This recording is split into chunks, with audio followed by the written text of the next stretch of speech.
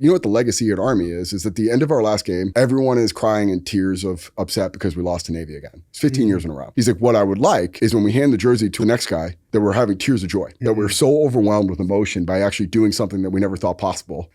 What the fuck am I going to say after that? Let's go lift, boys. Let's have a great fucking sesh. Like, get the fuck out of the way. Don't talk.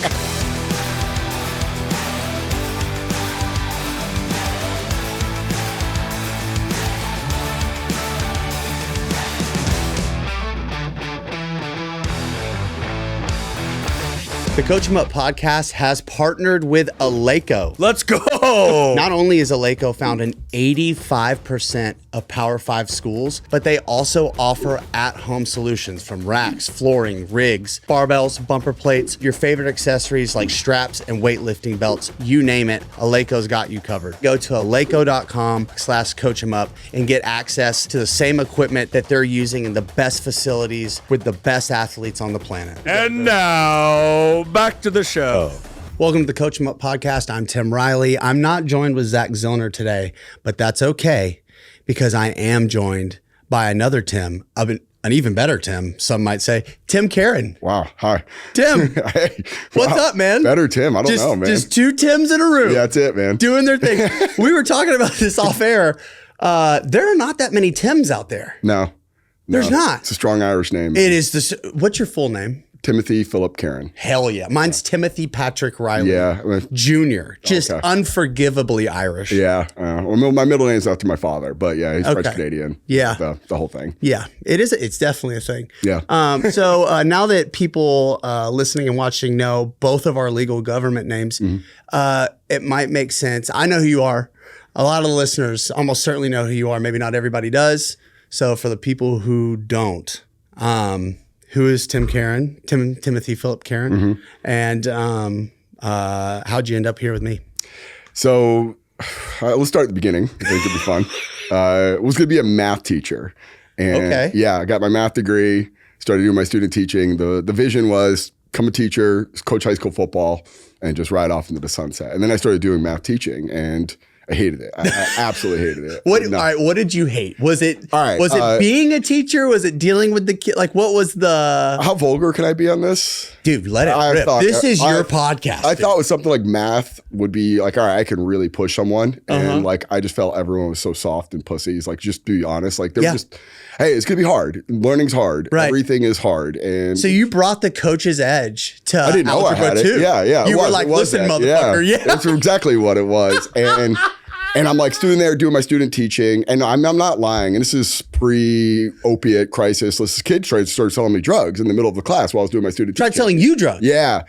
So I'm like, all right, when I got up there and I was supposed to teach PEMDAS, like, please excuse my dear Aunt Sally. Yeah. I get up there and I start calling on the kid who starts trying to sell me drugs. And I was like pushing him to the point where he flipped out, stormed out of the class, told me to fuck off. Like, wow. And I'm like, we're not going to do anything about this kid. And my the person I was student teaching under was like, you can't be that hard on kids. I was like, what point do we have to start raising the bar? And one of my mentors at the time, my high school math teacher, was like, I wouldn't get into this. If you want to push people to like getting better at every single time, like, it's not the place to do it. This isn't the job for you, yeah. Yeah, so I was like, all right, well, what could I do with that being said? Is where it's like understood that like my job is to push you. And I mean, this is early 2000s. I didn't really have a lot of working knowledge on strength conditioning or exercise science or anything. So I remember I was still like in my last semester of college, finished my math degree, started doing my student teaching. I started just looking up online on majors, like the school I was going to, and they had this movement science major, which is, synonymous with exercise science. So I just walk in there and I was like, hey, I want to pivot a little bit, or at least I want to learn more about working out and delay the inevitable, right? Like we call it like the productive procrastination. Like I think most coaches get into it, myself included, but I'm staying busy, I'm doing something, but I don't really have any vision of it. Right. And it was all ACSM focused. So if you're not familiar with that, it's more like cardiac rehab. It's going to be working in like corporate wellness kind of thing. I'm like, yeah, I don't care. I just want to do something different than math, and I don't know what that's going to be.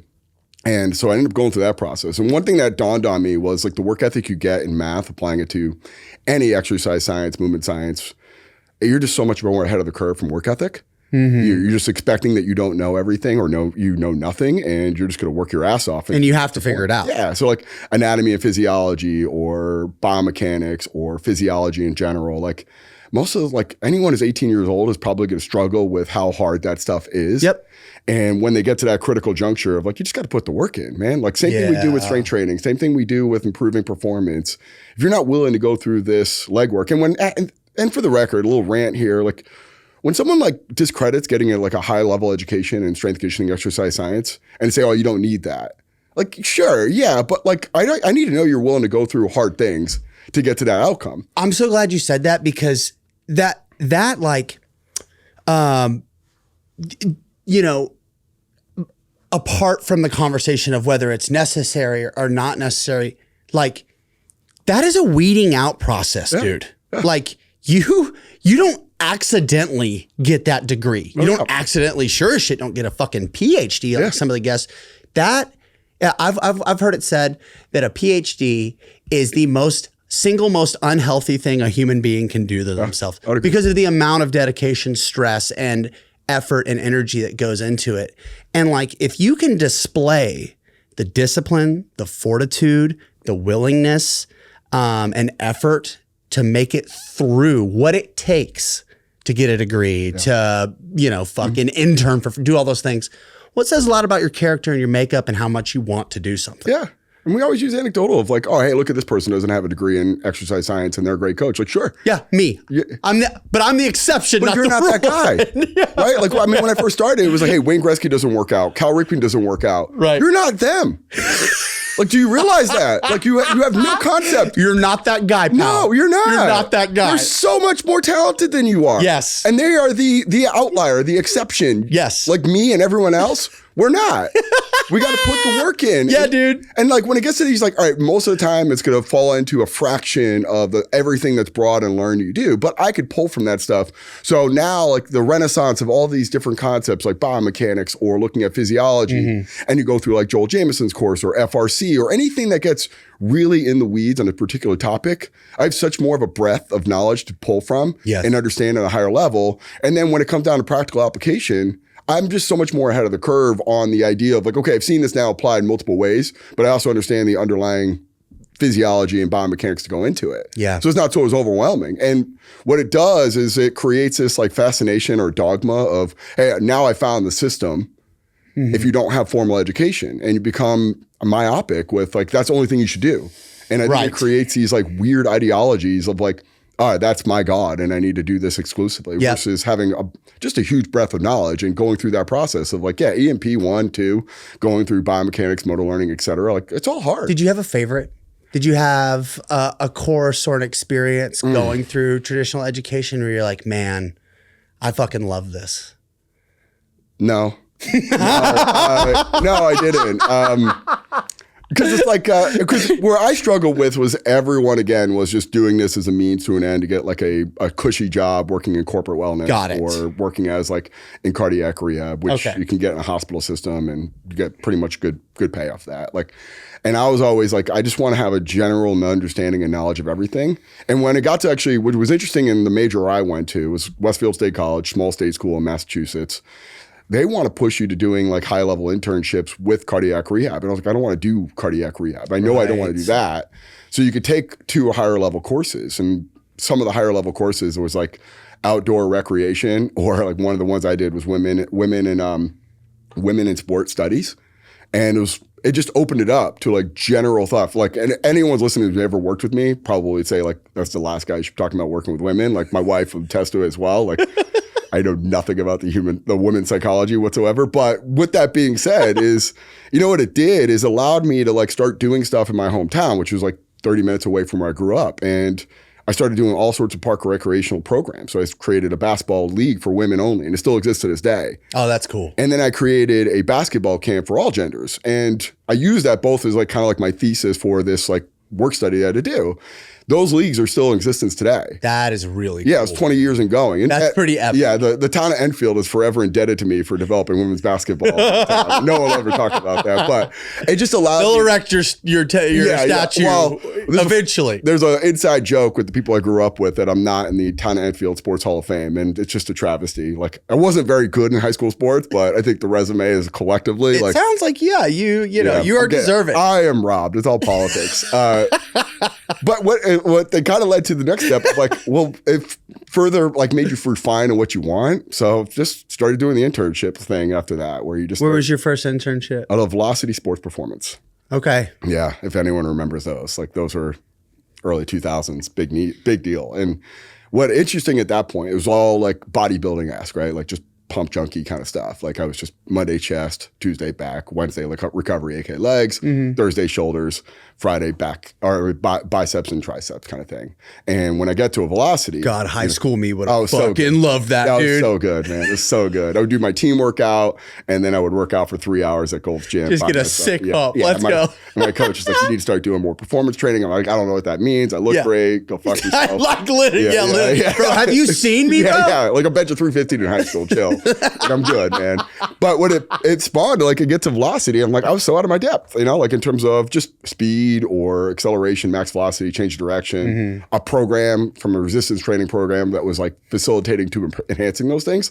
No concept of that whatsoever. So I was like extremely novice, and all right, go through a math major, go through all these like prerequisite courses in exercise science, and at this point I've been humbled pretty good. Yeah. So I walk into there like, I'm a blank slate. I know nothing. Nice. What do I got to do? And it was a good situation for me where it wasn't a lot of wasn't very busy, as anyone can attest to in the Velocity Sports Performance world. Like it was pretty slow. So there's a lot of downtime and a lot of opportunity to practice. And whatever you want to say about like things like agility ladder or speed ladder or anything of like the progression from Lawrence Seagrave back in the day, it was like I was a sponge and it was all new. So I was going to develop myself in doing that. Yeah, we're doing it every day, just in there busting my ass trying to be the person that can at least demo.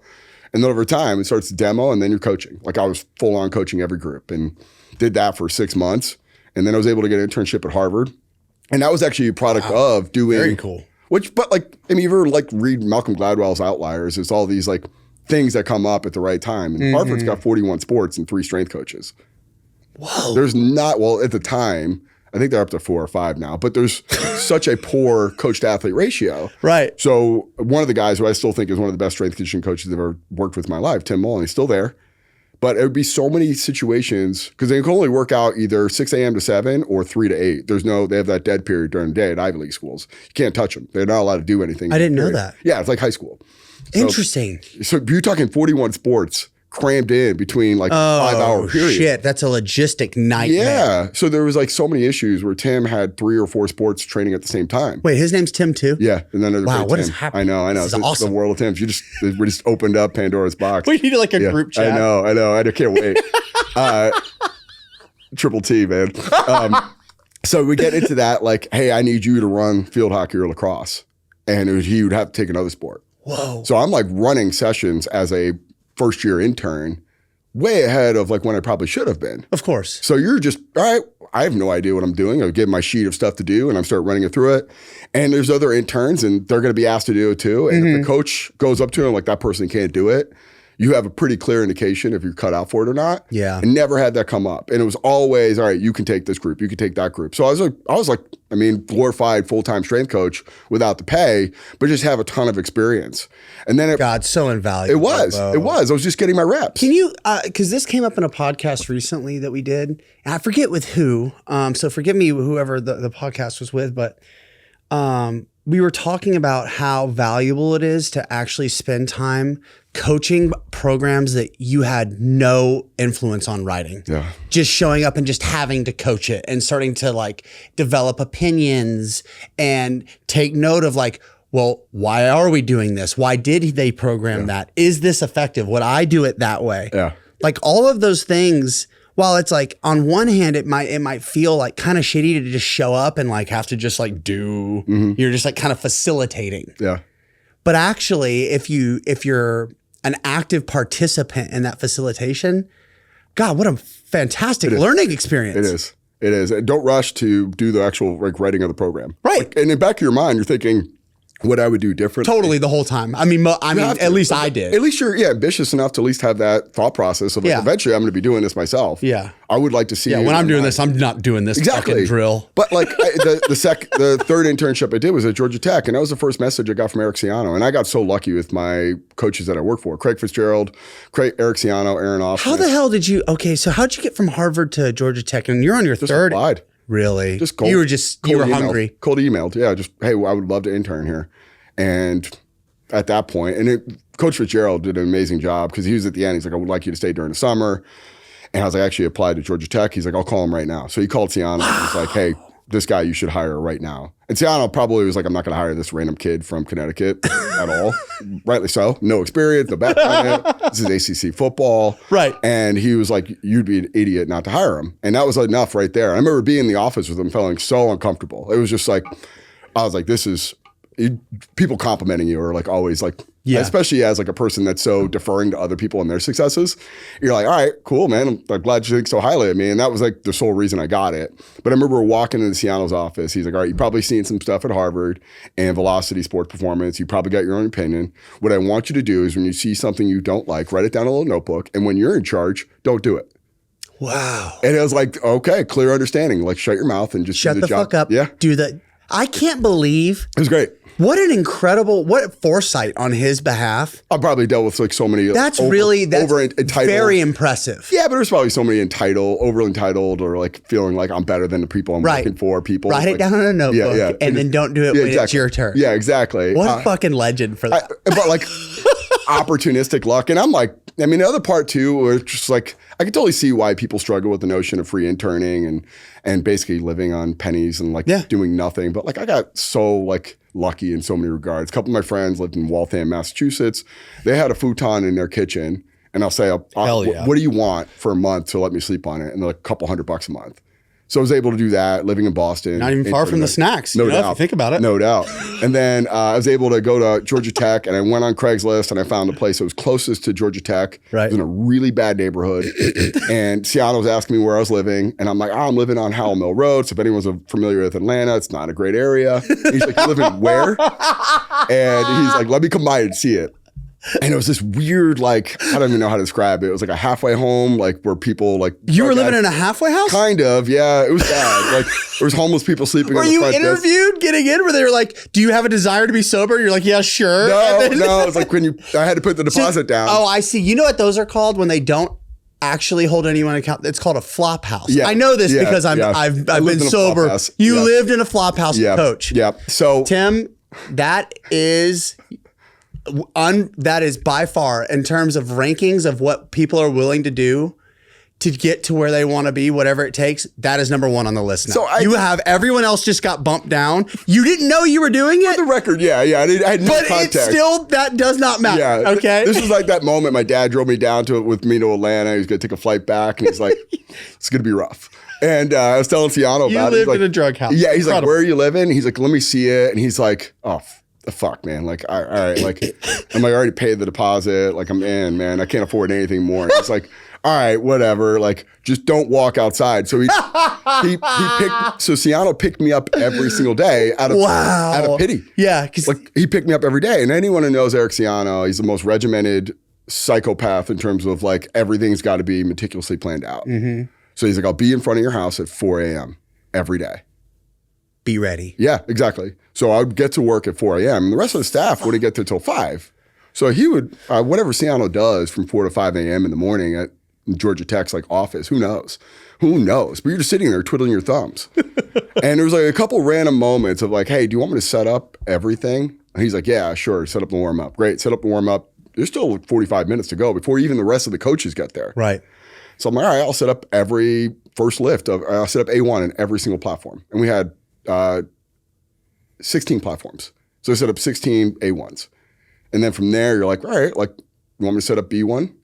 Because it might be a little bit off the station. He's like, sure. Right. So I'm setting up the whole entire workout. Staff walks in and they're like, what the fuck, man? Like we have nothing to do from 5. Well, can we just get here at 5:30?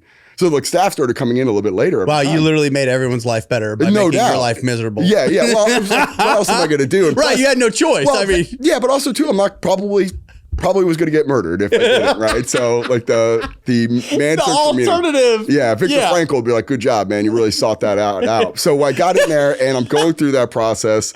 And then there was like a weird moment. And I'll tell you, this is how I got the job at Georgia Tech. And this is crazy to think about out loud. But we had this closet where we stored all our Metrix shakes. So we used to do Metrix cans. Okay. It was a fridge, like literally 2 feet away from it. Turned on, never used it. So we just opened the door, get your Metrix shake out of like the case, and then walk out. So they're warm and disgusting. And I was like, hey, Ciano, do you want me to just put the Metrix shakes in the cooler? so they're cold for the guys post-workout? He's like, sure, knock yourself out. Right. So as soon as I'm done setting up the lift and I'm bored, I was like, just put all the metric shakes in there. And I'm not lying, when I got hired a year later, because I was interning at Ole Miss after that, he's like, I remember you did such a good job in the nutrition. I want you to be an assistant strength coach and you're going to oversee all nutrition with Georgia Tech football. And by that, he meant putting the drinks in the fridge. He took initiative. Right. He's like, you seem to be really into the nutrition stuff, so you love that.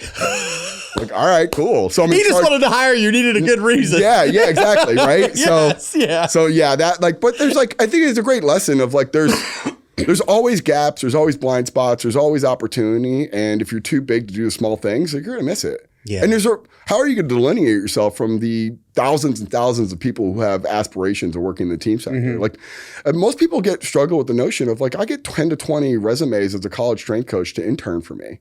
And it's like, how do I sift through this? Like, all right, like you have errors, or it's like 3 pages, like gone. Right. You just start getting you forgot an apostrophe and can't, you're out of here. Yeah. Well, it's so easy to start ruling people out because you're just an embarrassment of riches. Because everyone wants the logo, everyone wants to be affiliated with that. It's a catalytic thing to your career, et cetera, et cetera. So you're in the position of power. So if you're trying to get that position at a Division I strength coach level, and you get your foot in the door, and you see all these opportunities with your role so minuscule, you're not going to get that job. Yep. And then it follows up with just work your ass off. And I actually talk about this in my last book, How to Become a Strength Coach. Is usually the point where you lose your job is the second half of any internship. Because whatever you do in the first half is a version of yourself that we start to associate with, that's only in the right conditions. Mm-hmm. It's when you have the second half, you're tired, you're starting to... Everyone's comfortable with each other, we kind of know each other. Yeah, you're not doing those little things. I got the job in that second half. Like, I get any job I ever got offered is the second half of that internship. And most other interns fail off after we get through like July 4th break. It's a war of attrition. It is. And like that training, even in fitness, it's the same thing. You're a personal trainer, you're at a gym. I've seen it time and again as a training manager myself. You come in, you don't have the most clients, you're not making the most money. But if you hang in there long enough, people get themselves fired, people quit. Yeah. And like eventually you will become that person. No doubt. But making it through like the crucible of that period of time where it just sucks. Yeah. It really is. And so much about success is just being able to hang in there and deal with a little more punishment than the next guy. But be ready too. Yeah. Right? Because you never know. And there'll be so many moments. And I'll tell you the 2 other stories where I was like super ready. So I did a GA at Springfield College after that. And we got through the first semester and they wanted to revisit this because when I was there, you got football your second year. Mm-hmm. So they want to revisit it of, hey, the person who's going to take over football will take it their first semester or their second semester of their first year. So we can transition it nicely to the next person. It was just a change of philosophy. Who else was at Spring? Everyone. Everyone was at Spring. It's a mafia, man. It is. It's a mafia, yeah. If you didn't go to Springfield, you're probably not as good as us. But like there was a moment, so I'm in my first semester there. I had men's lacrosse, men's basketball, women's sprints and jumps, and women's volleyball. Whoa. And you get to that point of the end of the semester, the director of the program, Dr. Margaret Jones and Dr. Brian Thompson, were like, hey, we're gonna change it up a little bit. We want a new person to take over football, and that's gonna be the precedent. And we had winter break. And I remember coming back off of winter break. I wasn't the person supposed to get it. I slapped the entire spring program on the table. I said, this is what we're going to do. And they're like, oh, well, we're going to talk about it. I'm like, nah, this is what we're going to do. I'll see you guys on Monday. And I took over football for that alone. And it was just that like. You did? It worked. I did. That's a badass story. Yeah, it was. It was. And you're like, get to that point, you're like, all right, that's an opportunity. That's that window. Just give me a small window. I'm going to break that thing open. I took it over and you just never look back. And when I had to do another internship, so I did to Ole Miss. Same story played out. Because something just came up, and I think it's at least interesting to me. You go in, you do that. You're like, all right, here's my shot. Yeah. And you slap the program down on the table, and it fucking works, right? But now you're in charge. Yeah. There had to have been moments and times where you're like, oh shit, my hands are on the wheel now. I got to deliver. Yeah. You know? Yeah, I like that pressure. Do you like it? You love it? I love that pressure because it's, you walk around acting like you're the best in the room. Yeah. And you can't back it up. People will see through that. 100%. But if you act like it and then you back it up, Yeah, and that was like the pressure I wanted on myself. Like I wanted people to go. How old are you at this time? 23. Hell yeah. I was just fortunate enough to see that opportunity. Yeah. And man, whether it was a matter of like other people like, well, screw it, he seems to take connection. He's ready. He already wrote the damn program. Yeah, exactly. And you just walk in like, and the joke at the time, and this will ruffle like the people at Springfield College, when you're in charge of football, you classify yourself as a head strength coach. Got it. Nice. So when I was telling them like, as a head strength coach, I think we should do this. It's like, oh, shut the fuck up. Right. Yeah, it was so bad. But like, then I go to Ole Miss, and again, you just get knocked down 10 pegs, and like SEC football. Yeah. There's like 20 something strength coaches there. And they're all really good. What years were you there? What year was this when you got to Ole Miss? Because I'm a college football sicko. Like I love it. Ed Ogeron second to last year. Whoa. And we were loaded. Dexter McCluster. Oh, you were Parade, stacked. Yeah, there was like the best team you ever want to imagine. And like Houston Nutt basically just was able to run the table off Ed Ogeron's recruiting. Wow. Yeah, it was awesome. They're just loaded. What a time to be alive. It was. But that same token too, So I had an opportunity to intern there, maybe a couple other places. And I remember talking to AA, who was actually really close friends with Eric Ciano. They GA together at UT. Okay. They're all friends with Tommy Moffitt. Like it's just it's a very big network effect, right? Right. So pick your mentors wisely. It matters, it makes dude. a big difference. Oh my God. And Osmond's talked to Ciano. He's like, all right, I need an intern. He's like, you should hire Tim there. I'll fucking crush it. He needs some SEC experience. He'll do a great job. And Osmond was like, look, if you're as good as advertised and if you come in here and work your ass off, I'll give you full on, like you'll be treated like an assistant strength coach. You'll have responsibility. You'll be in charge of this. I'm like, sweet, great. That's all I want. So I walk in there and everyone there is full-time strength coaches and SEC. So there's good strength coaches all over the place. Same mentality I had at Georgia Tech. Like walk in every day, set up everything, make everyone's life easier. And then over time, AA is like, hey, Tim, take this guy through a stretch. Or end up being like, all SEC linebacker, Jonathan Cornell. And then he's like, every day, John would come down and see me. Like, hey, put me through a stretch. Or Dexter McCluster needed to gain weight. Like, and if you remember. People forget how good he was. He's such a nice kid, too. Like, really? He's a grown man. He's the best guy in the world. But he's like, I just want to be great. And every day, AA would be like, hey, you need to gain weight. So go see Tim. And I would make this like. The nutrition guy. Steak. Yeah. The nutrition guy. He's falling in this nutrition thing. And so I'd have my shakes ready for Dexter McCluster every day. But I would do the same thing with nutrition set up left and right. Sure. So I knew either one of these guys would try to grab me after a workout to either do some extra stuff or that. Mm-hmm. So I would set up all the nutrition ahead of time. So to get there crazy early, have everything ready to go, all the pre-made shakes done. So the guys walk in, as soon as we're done, put it out, and then go, hey, Dexter, I got you. Let's go do some stuff. Or John, I'll got you, do some stuff. And then it started to evolve to, hey, take the injured guys. Or, hey, we got to do a makeup lift because these guys are doing a bunch of stuff for the program kind of thing. So you're just doing all sorts of stuff. And no one's seeing this from the staff perspective. All you're doing it kind of behind the scenes. AA knew. This guy, Noel Durfee, was their top assistant, went on Duke, and I think he's at Florida International now. Like, these guys knew. The real ones knew. Ogeron knew. He was the head football coach at the time. And he's like, Ogeron, if anyone's ever worked with him or know him, like, he doesn't go home. He just basically at the facility all day. And he had this like little corner office that would look out on the turf in the Old Miss indoor.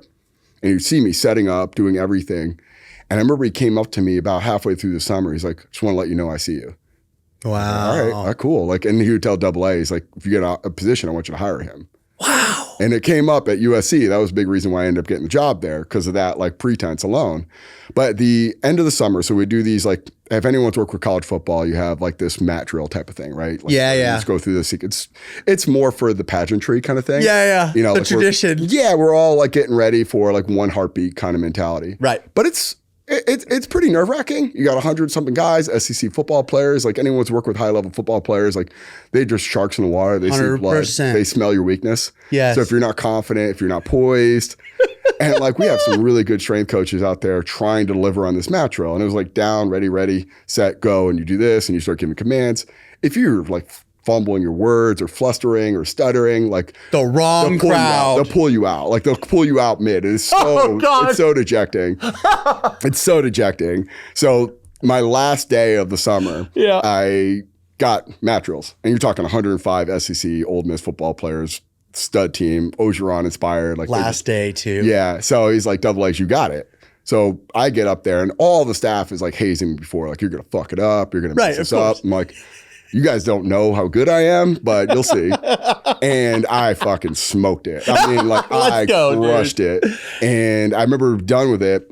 Double A's wife was like, that's your best fucking strength coach in front of the entire staff. Because she would come down and watch it all the time. She was a great athlete herself. And Double A is like, all right, I know my next hire when it comes up. But I was able to get a job after that over at Georgia Tech, where I worked there for the next 4 years. So under Ciano, again, same thing of like, just never be too big to do the small things, keep working your ass off. I had women's basketball, assistant with football. End up working my way up the rack system. So Ciano, the way you set it up, you know exactly where you stand on the staff. So there's rack 16. If you're on rack 16, you're the worst strength coach. Whoa. I was there day one as an intern. And every single like couple months as an intern, I moved up. At the end of my internship, I got That's like fucking wild. It was. Bro. Oh yeah, it's like Lord of the Flies ass. Literally. You know what I thought about? Like, and the players know too. Most like, people I get the listening fucking to shit this, strength coach. Yeah, get out of here. I listen. So I look at our analytics. We're between like. Our biggest crowd is like between 28 and 34. So many of you will remember MySpace and will remember that you had a way you could rank your friends, which is fucking crazy. Yeah. But that's the first thing I thought of, bro. Yeah. I had a. Tom knew. He did. Tom knew. Tom was ahead of the curve. Ciano probably pulled that from me. Yeah. Literally. Wow. You know your ranking. It's like, 16. well, I'm on rack 5, but I'm coming. Would you guys like, be like, I'm coming for rack 3, motherfucker, like kind of friendly shit talking? So it was mirrored. So I was on rack 16, and then the top assistant, Neil Peduzzi, was on rack 1. Oh, I see. So they're running like. Yeah. So I was directly in front of Neil. And Neil's Tim Mullen, Neil Peduzzi, some of the best strength coaches I've ever been around in my entire life. On top of that, like Ciano, Craig Fitzgerald, and Double A. Like, can you real quick, not to completely rabbit hole you, but when you say that, are there like 1 or 2 qualities? I got 3. Let's hear it. I got 3. And I'll tell you the story how I came up with this. Okay. So at USC, we had this weight room that went 80 yards. And it was weight room and then turf. My office was like a fishbowl looking out on that 80 yards. And I closed the door. I really can't hear much. It wasn't like soundproof, but I couldn't hear anything. But I could see everything. And we call it the fishbowl test. Like Mike Boyle talk a lot about it. What does it look like when you turn the sound off? And you start to break it down of like, all right, good strength conditioning really falls down to a couple of characteristics. One, are you holding them accountable? And I know that probably comes off as like, we're not disciplinarians, we're not military. It matters, right? Kids showing up on time, doing all the sets and reps that they're asked to do, that matters a big deal. Because at the end of the day, if we have complete chaos and when people show up and leave, or they're not doing the prescribed program, we can't really determine if our program is effective or not. 100%. It becomes a random outcome. So accountability is the first one. And I'm watching every strength coach walk in and I'm saying, do their kids respect them enough to be on time? It's a respect thing, really, like if you think about it. Yep. And like, I wouldn't show up late to my wedding because I want this to be a big deal. Maybe it's a sunk cost, maybe because I have a complete devotion to my wife. Before, but I'm going to use that but for like the rest of my life the now. same thing. Thank you. Imagine if every single workout, the kids had that like either fear or excitement about what they're doing. Either way, like have the respect to be on time. It's like, that's it. And they go through, hey, we're going to do 5 sets of 5. I don't give a shit what your philosophy is or what it is, but that's what we're doing today. Yep. And does everyone get 5 sets of 5 with threshold weight? Great. The next part is coaching or technique or execution, however you want to classify it. I teach hang cleans this way or squats this way. Again, philosophy aside. But I believe this is the best way to get the most from these exercises. And I demonstrated it. I made a point to describe why this is important. We do it this way. And you start to see, do they mirror you effectively? And that belief in you, right? So accountability and belief are 2 big things. And you start to look at it from, okay, kids are showing up late or they're not listening to the technique that was instructed. They have their own variation of that. And then the final one, does it actually net anything positive, right? We have 1 hour, 2 hours, 3 hours, 4 hours a week with a kid. And if that time doesn't garner anything positive, then what's the point? Yeah, what the fuck are we doing? Right? Like, and so you start to look at this and I see every single program walk through the weight room at USC and then Georgia Tech and now at my current gyms. Like I can see, okay, a good coach versus a bad coach. Do the members or the athletes show up on time? Do they execute and things they're asked to do? And do they actually get better? And like going back to like Tim Mullen, Neil Peduzzi, another guy like Wendell Richards, like these guys I work with as an assistant, like Mark Phillip is another guy, Darren Mustin, Will Greenberg, like Brian Phillips, like these people are violent with the amount of ability they have in those 3 domains. Yeah. And I see people who don't have that, and that's just what I value. Right. man, like you see why they struggle to like make any headway. Mm-hmm. And they have to become over reliant on like network or relationship. And it's not bad. Don't get me wrong. Sure. Relationship is good. But when that's your only trick, Yeah. it's hard pressed to justify why you need to make 6-7 figures or why year over year you're the go-to person. Yeah. If you can't hold people accountable, have them execute and get them better, you're not very good. So I'm over here, like I'm mirrored to Neil Peduzzi, who's like, you know, kind of the pit bull of the staff. Like he's the asshole to everyone. And Got it. He's not his nature, but that's what he was asked to do or tasked to do. And I mean, same thing, like random periods in like these places you're at, but like Calvin Johnson, Mike Johnson, Demarius Thomas. You were there while Calvin was there? Yes. And like Neil had all these guys in his racks and I'm over here with the specialists, but kickers, punters, long snappers. And like I'm getting a direct like reflection off of like, hey, here's where I stand in terms of the total pool. And then the other end of it, it's here's where I'm deficient in, relatively speaking, to Neil. And every day, like, all right, if I want to be closer to Neil, I need to do better at those 3 things. Yep. And every time Seattle would come over and do his like ceremonial check-in, you guys good? Don't really care, and then move on to the Right.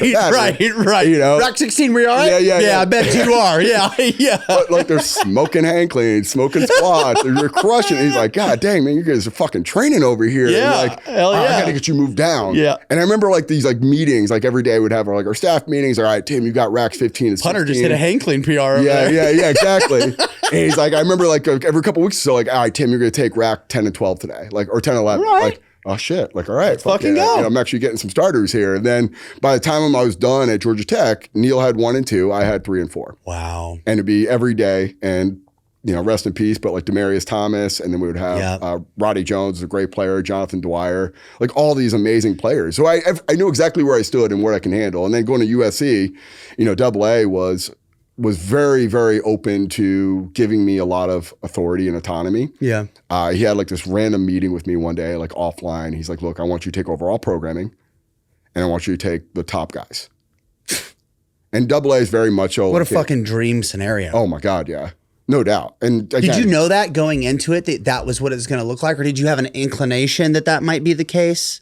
I had a hope. Right. I would say, you know, the competitor in me would say like, I would better than the people doing it. Right. You know, I could do a better job. But Can you talk about that mindset and how important that is? And not from when I'm hearing you say that, I'm not hearing arrogance. No. What I'm hearing is a byproduct of having done the fucking work and being very confident in what your capabilities, having actually a humble opinion in the sense that you know what you've done and the work that it's taken for you to get to where you're at. So there's a good story around that, specific with Lane Kiffin, because I interviewed at USC and he said, I don't think he's the guy. Okay. And AA told him, he's like, this is one of the best strength coaches in the country. We'd be lucky to have him. And just following up, create a good Why do you think Lane said that? Do you think it's because you didn't have a big name yet? Was he? Because his fear was, what's going to happen, and this is what he asked me in the interview, what's going to happen when Tyron Smith doesn't want to do what you're asking him to do? Yeah. And my response was, I don't know because this never happened. And the intention behind that phrase was, my guys don't do that with exactly. me. He took it as he doesn't have the experience. Exactly.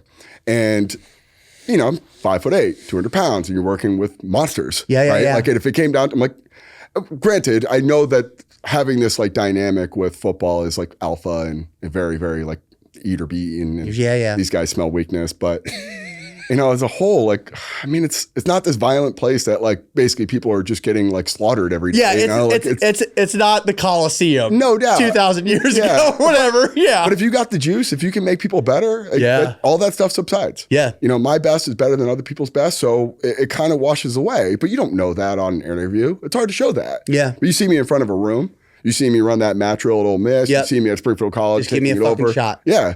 And then I go through that, ends up like convincing Lane I'm the guy, like all the sports medicine, because I was really proficient in things like functional movement screen and working through those things. So they thought that was a big gap. The nutrition stuff was a big stuff because I did a lot of high level stuff at Georgia Tech. Like Mike Johnson played in the NFL for like 10, 11 years. We're able to take him from like 240 to 267. Jeez. Like 3% body fat. Like Jesus Christ. He would always claim science, but I mean, I think it was discredit my my nutritional philosophy. But like Demarius Thomas, another great protein shakes example. better be cold. No doubt. But like Demarius Thomas, Jonathan Dwyer, these guys were all like weight loss guys. And, you know, Demarius would always be like, you're one cake away from being a tight end, man. Yeah. You got Hall of Fame potential. It's just, do you realize like you're making decisions that are not congruent with the potential you can make outside of in the NFL? Right. And, you know, just that stuff of like the psychological. Is Calvin aspect. Johnson the best athlete you've ever seen? Yeah, he's up there. I mean, definitely. I mean, hard to say anyone's better. Right. Seattle did a lot of really cool competitions, and I love this story because we used to take, so Kroger's big shopping area in down south, I don't know if it's in Texas, but we'd go to Kroger and we'd get these old shopping carts and we'd have this welder at Georgia Tech and he would cut off the wheels and we put sleighs under them or metal skis. And we'd use those as prowlers. Wow. They're awesome. Yeah, they're great. We had 30 of them.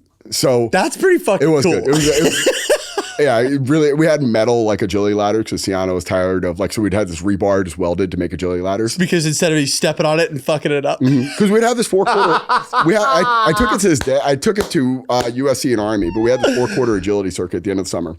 And the last story I'll tell you before we break reminded me of it. It was like how I really was able to solidify myself as like a guy who's got a long legacy at Army West Point because of it. But we take these like carts. And we put a 100-pound sandbag in there, and we say push it 100 yards for time. Okay. I mean, you've done hundreds. Like, Yeah. probably going to be most of us normal, non-athletic, regular people. Like, NARPs are going to be 14 to 15 seconds, right? So a NARP time without a sled is going to be 15 seconds, right? Yes. Like whatever. Like even if I'm hoofing it, Calvin pushed that thing in like 12. Whoa. Yeah. So you could push a 100-pound sled in 12. Holy fuck. Yeah. I mean, who come back all the time and train with us in the summer. You're running 5-10-5 agility stuff. And like most people take like 6-7 steps. You're doing like 3, like just one step, right? Like 2 steps left. It was just nuts. And like he would walk in front of the line. That's the difference, right? The separation, speed, the athleticism, the skill, everything. But he was up there. And he worked hard. Yeah. He was a great guy, great work ethic, all that. Mike Johnson's another guy. I mean, Demarius Thomas was another guy. And then USC, we had studs all over, man. Like TJ McDonald was a great one. Nick Perry was awesome. What years were you there at USC? In fact, I rabbit holed us. So you were with Lane. Mm-hmm. You're having that interview. Yeah. Lane wasn't impressed. A year later, so after my first year, I take over all the programming, got top guys. Lane has a like post year 1 interview, so meets with all the sports staff. And he's like, you know what the number one criticism of you are is like you're arrogant. And I just paused and I laughed and I was like, it's kind of a 180 from what you thought at the beginning. I was like confident enough to take this. But my response to him was like, is that a bad thing? And he's like, well, it's like I would say some people would say that's your critique as well, right? You said that to Lane? Yeah. And because like, I was just about to say. Yeah. And I was like, with all fairness, I was like, either I'm faking it, but I'm definitely doing the job. And he's like, fair enough. But like, administration doesn't seem you're very approachable and thinks you're rather arrogant. I'm like, I don't care about that. Yeah, fuck them. I only care about the players.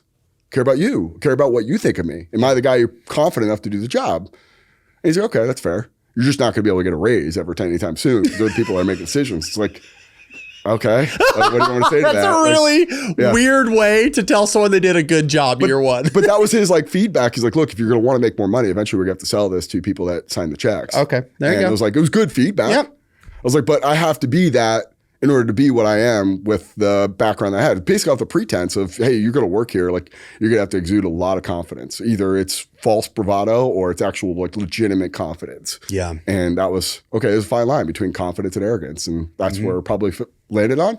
So to that point, do you think that that's a pretty good, like, is there a lesson in that where, because we've all seen false bravado. Mm-hmm. You know what that looks like. It's insufferable. Yep. I mean, I'm someone I feel like when I walk into a room and I see it, I know it right away. Yeah. And then you have the confidence. And then in a position like that, under circumstances like that, I guess a better way to say, in that context, probably makes more sense to err on the side of arrogant, being a little, you know what I mean? Yeah. Than the latter. So there's a model called the Dreyfus model, and it looks at early on novices are ruled by binary rules, yes or no. So did that person do the whole entire workout prescribed, yes or no? And then as it moves up the rung to expert, you're ruled by logic and intuition or reason.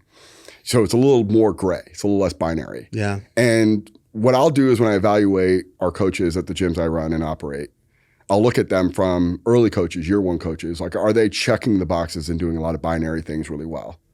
I don't want them to distinguish themselves. I just want to make sure that they're doing the job. Then as we start to progress, there is a big impact of there's an authority figure in that space. There's a person that's a go-to resource. There's a person that everyone has a lot of confidence. And you can't detach from, all right, that person needs to exude confidence. And it's more of a feel from when I'm evaluating them. But if I have a head strength coach at a facility versus an assistant, I want the head strength coach to err on the side of overconfident. Yeah. And because they have to be that. Because everyone has to have confidence in the leader in that. And you almost have to walk around with this sense of entitlement that you are the person that everyone's going to have to go to. Yep. Versus early on, yeah, you want to be humble. You want to be like, shut your mouth and be observant and do the job in front of you and earn responsibility as you seek that. So to answer your question directly, like, I think it depends on the situation. And I think when we have group dynamics, essentially someone's got to be the person that's going to make a decision or be the voice of reason or be the person that everyone can rely on, that like, if this thing all collapses tomorrow, we have a person that's going to help us get us through this. Yeah. And that, I think, where confidence needs to play itself out. And you need to be confident in very binary things early. You need to be very confident in more gray things later. Yeah. But as a whole, like that, it's hard to distinguish. Like, if I didn't watch you coach or I never seen you coach and I had no idea what your platform was or what like you were in terms of status here, the first thing I'm looking at is like, is he doing the job that he's asked to do? And then if I start to become more observant over time, I want you to distinguish yourself as the person that everyone's going to go to. Like, where's Tim? I'll just ask Tim. I'll just check in with Tim. Yep. Oh, Tim's not here. Oh, was he taking a day off? Like, that stuff matters, right? Yeah. And like that part, as I start to break it down from our coaches, it's like, just be good with what we're asking you to do today in your first year, first 6 months. And then as we get further, like, it's going to be a little bit more subjective. And I want you to be clearly delineated from the assistant that's just trying to do the basic job, where you're the distinguishing person in that room. I think it takes, this is my personal experience, it takes doing those binary things.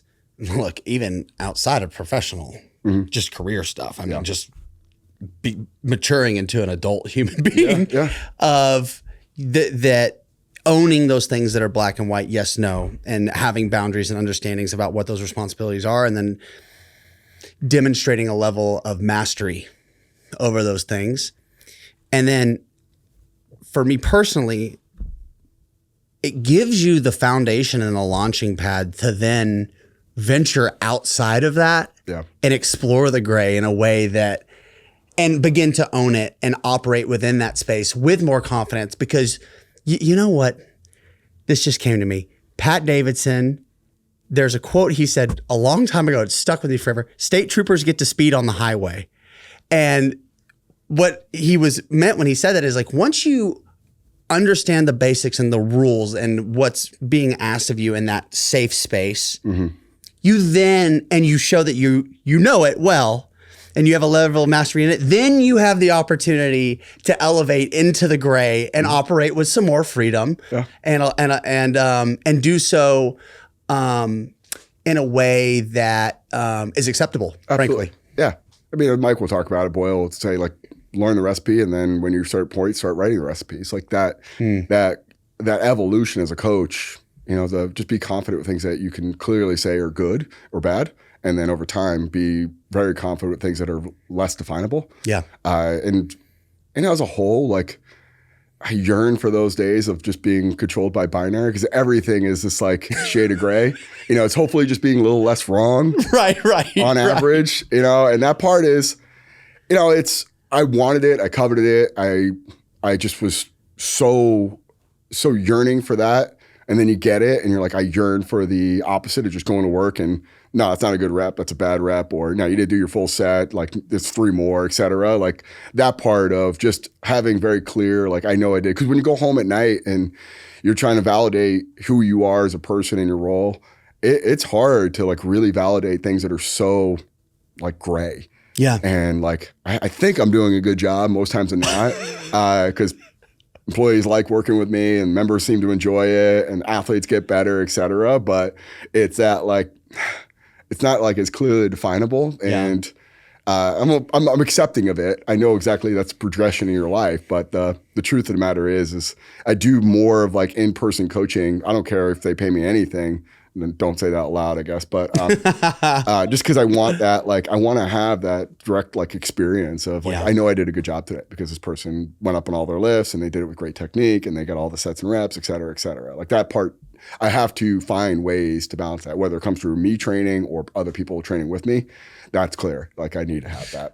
The Coach 'em Up podcast is sponsored by Squat Wedgies. Tim, what are squat wedgies? Squat wedgies are an adjustable squat wedge, 7, 13, and 20 degrees. It's big enough to elevate your whole foot and not just your heel. Because it's rubber, it doesn't slide on surfaces. It's 22 pounds, so it's durable and stable enough for even your biggest athletes. There's a 90-day risk-free trial. The shipping is free, and get 15% off squat wedgies with our discount code coachemup15. coachemup 15 for 15% off of the best squat wedge on the planet.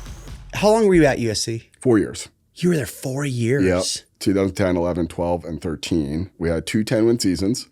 Wow. Our last year was the interim year with Ogeron. And then I got fired from there. So, yep. As you do in college athletics. Yep. I had nothing. I mean, I had nothing, no prospects whatsoever. I mean, we were just let out to dry, like nothing. Fuck. So I ended up having a good relationship with the staff at Georgia Tech when we were there. Paul Johnson, we had Jeff Monken, Brian Bohannon. Monken got the Army job. I just knew I wasn't going to be in part of the initial mix. So didn't really like broach the subject. But I was like, hey, if there's any chance, get an interview or whatever. He's like, all right, I'm working through some heavy hitters like Kevin Yoxel, Evan Marcus, some like really good people. He's like, all right, I'm out. Like, there's no way I'm going to beat those guys out. I hit up Brian Bohannon, who was going to be the Kennesaw State football coach. I was like, I'd love an opportunity. So I drove all the way from LA to Kennesaw, Georgia, and walked into his office. I was like, what are we got to do to make you believe I'm your head strength coach? And he's like, oh, okay. You know, the night before, Monken's like, I heard you're in Kennesaw.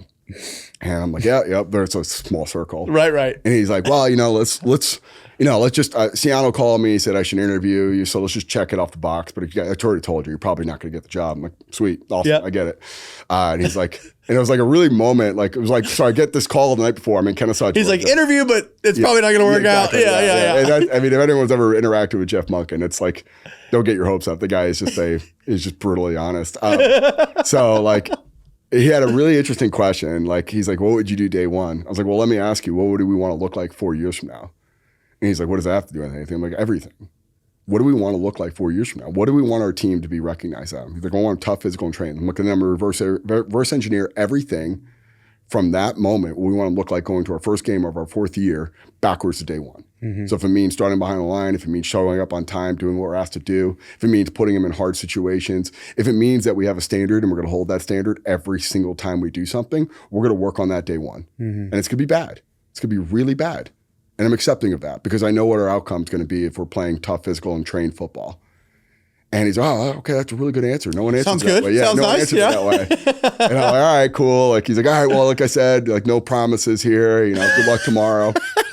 So I'm with Bohannon and we're going through the interview process. And he's like, I mean, it's just a great experience. The year before, I interviewed with PJ Fleck at Western Michigan. And again, I walked away from that like, man, that was a great conversation. But I never really articulated what I was good at or what I could do. Same thing when I learned from Lane of like, I don't know if he's the guy because you're not distinguishing yourself in an interview. It's really hard. Yeah. So the lesson I learned with Lane, the lesson I learned with Fleck, I wasn't going to make that same mistake with Bohannon. And he had like 4 or 5 people on staff. And I was like, hey, what is everyone doing right now? Because it was like a year away from starting the program. He's like, they're just, getting situated, started getting a recruit set up here. I'm like, can we get them in for a meeting? He's like, well, we don't have it on the books. I'm like, can we just get them in for a meeting? Give me 15 minutes. I don't care. And I had this full-on PowerPoint ready to go. I was like, step by step, we got everything planned out for the next 2 years. And I was like, the night before, I was like ready to go on this one. And I walked through every single aspect of the next 2 years and how we're going to be a championship level football team. And during that time, one of the assistants at Kennesaw texted Monken and he's like, we found our head strength coach. I walk out of that.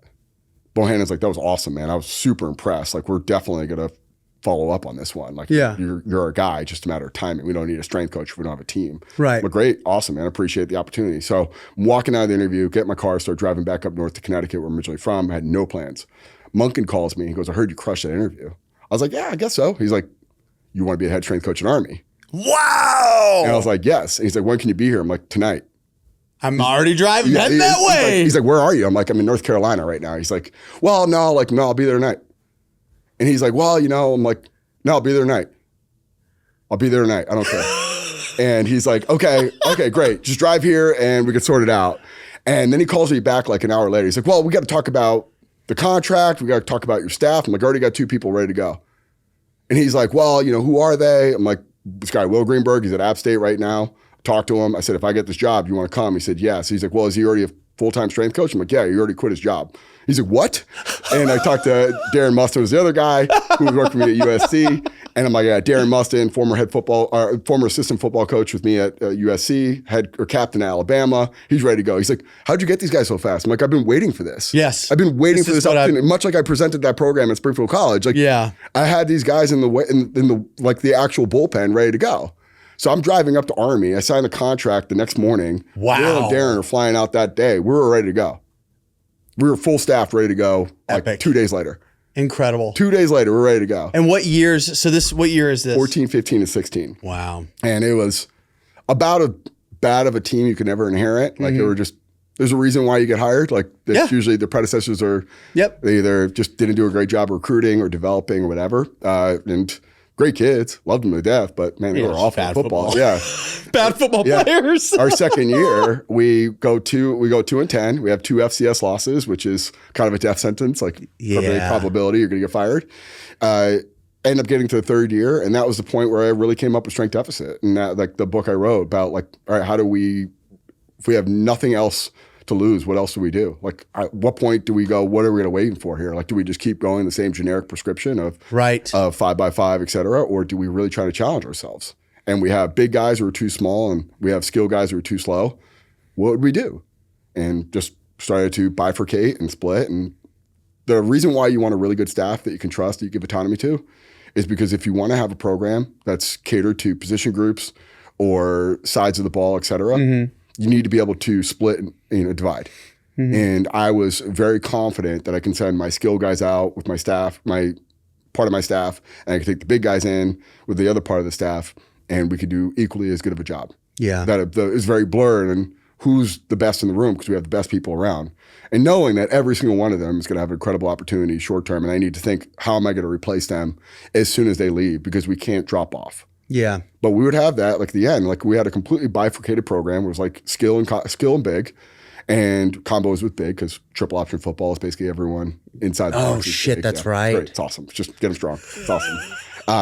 And you go, okay, like, I'm going to train them differently, and I'm going to train them differently. I'm going to have my staff focused, like, to a point where it's, like, incredibly fascinated with skill guy development and incredibly fascinated with big guy development. And we've become the world's leading authority in those aspects from a preparation standpoint. And we just sink our teeth into it and we just go for broke. We're at a roulette table and putting all my money on black. I'm not trying to hedge my bets whatsoever. Are you grateful that that's kind of where the program was? Because it feels like, to me, at least what I'm hearing is like being in that place where it's like, we've kind of got nothing to lose here. Like you got an opportunity to, let's roll the dice, and did you, because at the time, this concept, what you're introducing and what you're considering of doing, like, no one else is really doing that, right? So what brought you to that place? Obviously, like, you have this one aspect where it's like, fuck it. But then there's another aspect where it's like, from what I can tell from our conversation, you're not going to do anything by fucking accident or having it not already been on your mind for quite some time. Yeah. So, can you talk about that process and like what actually brought you to making that decision from like a tactical standpoint? Like what were you seeing that was giving you the information? I attempted to do a multi-level program at USC and it failed miserably. The elite level players were like, I don't want to do a different program than the rest of the team. They feel like you're unnecessarily singling us out. Interesting. Yeah, they hated it. They hated it. So, because in my mind, you would think, hey, guys, we're not running this program like some fucking just one size fits all. You get something special. And imagine how disappointing you are when they're like, hey, can we have a talk with you? We hate this program. Whoa. Yeah. So let me ask you this. What do you attribute that to? Is that like the tradition of football? of like this concept where it's like we're all doing the same thing and we're all in it together? Or is it just like this particular group? I think it's all how you frame it. I did a poor job of framing it. It felt arbitrary. It felt like it was random. It felt like it was like unnecessarily singling out certain people. Got it. Versus Army, we do a pre and post-mortem every year. Right? So we have a sit down of like, what do we need to do to be better? And I remember going into that last year, we showed our highlight video from the off-season weight room. And it was awesome. It was like a 4-minute, just amazing training montage. Fuck yes. Yeah. And I was like, all right, like a Rocky montage that doesn't have awesome. Shit on this. Yeah, all shot on my, like, at the time I had a flip camera, you know, just doing this. And I was like, do you think we worked hard last year? And they're like, yeah, obviously. Like, and we still netted 2 and 10. Yeah. Like, eventually we got to visit the idea that working hard isn't the only thing that's going to make a difference. Like, we take that for granted. That just, we confuse activity with accomplishment. We confuse great work ethic with just going to get us at anything that we want. Yeah. We're not targeting it and channeling that in the right directions. Yeah. Why? Those 4 sentences you just said, 3 or 4 sentences you just said, by the way, so powerful. I'm going to make sure we're clipping that. Everyone rewind it if you just missed that. But confusing, hard work with accomplishment, like, y'all don't just skip over that. All right, keep going. Sorry, Tim. I just wanted to. Yeah, it's great. And it's at that point too, you got their attention, right? Like the expectations, we're going to work hard. We're an academy. We got a bunch of kids who are just gritty and tough. Like Angela Ducksworth wrote a whole book on it. These are the grit kids of the world. We're just doing wrong things. And I have to take ownership of that. I got to be more courageous in doing a program that's going to help us get over a hump. I gotta be more creative. I gotta be more open to, I can't control every single factor of this. I got a great staff. We got great kids, great work ethic, who are wildly intelligent. They can, if you give them the context to why we're doing something and the pretense that this is gonna bring more value to us for the time that we do have. And then you start talking about how it's gonna layer. And a lot of it is, okay, we have small windows of time. So we did 2-a-day training that whole second year. In our winter or summer program, which for anyone who's ever attempted to do multiple training sessions in a given day, it's extremely taxing physically. But the part where it's from a group and team dynamic, if you have kids that are struggling with accountability and discipline, they get it's double the problem. It is. If I show up late to 1 out of every 5 workouts, you're doing double the workouts in a given week. So now they're showing up twice late. Yeah. And that's a big deal. It's a big deal. Especially at that place. Oh, yeah. So you complement that with, all right, here's what it's going to take. We have small windows, relatively speaking, to another program, right? So summer program is 6 weeks, where a lot of college football programs get 8 weeks, sometimes 10. Wow. Because they have to do military training through May. So we don't get them back until mid-June. And not only that, they're extremely atrophied, deconditioned, just broken. Like their feet are jacked up. Yeah, from the military training itself. Yeah, we calculated it out. Like if they're going to go 4 times a week for 8 weeks, that's 32 hours. We have 6 weeks. If we're going to do the same 4 times a week for 6 weeks, we're already behind 8 hours. Like how do we close that gap? We got to go 2-a-days. Fuck. And it's going to be hard. It's going to be early mornings. God bless those kids. You're going to feel like shit coming to the second session. Yeah. It's just 100%. But what they don't realize at the time though too is weight gain was a big part of it. So I got double the opportunity to give them nutrition. Yeah. Oh, so sure. You're getting more touch point. Because that's the biggest problem with nutrition is getting the food in front of them and getting them to eat. Absolutely. Our big guys aren't big enough and our skilled guys aren't fast enough. That's the bottom line. And if we can do higher intensity exposures that'll help someone run faster. Because if I look at it from apples to apples, if I got 6 weeks and you got 8 weeks, if I can get them more exposures to high intensity sprinting, plyos, Olympic lifting, et cetera. And get them recovering from it. I'm going to be that much further ahead. Yep. And if we're looking at that, we all have the same time constraints. All right, well, how do I close that gap or enhance this? And not only that, like when we look at football in general, no matter, or any setting, we're always going to program to the lowest common denominator, meaning we have to look at that group of saying, who's the person who's going to struggle the most with this program? Yep. I have to accommodate them first and foremost, whether we're doing that consciously or subconsciously. So with big guys in a group dynamic, someone's over 300 pounds, the first thing you're thinking about is max velocity and higher intensity plyometric. Yeah. It's like, well, we're probably single leg bounds are probably out. Absolutely. And you're looking at it like going back to, okay, if you ever watched Dexter McCluster do bounding, Calvin Johnson do bounding, like that is the ultimate expression of athleticism, right? And they just do it without like, it wasn't my progression, it wasn't my teaching, it wasn't my like periodization. They got it. They do it.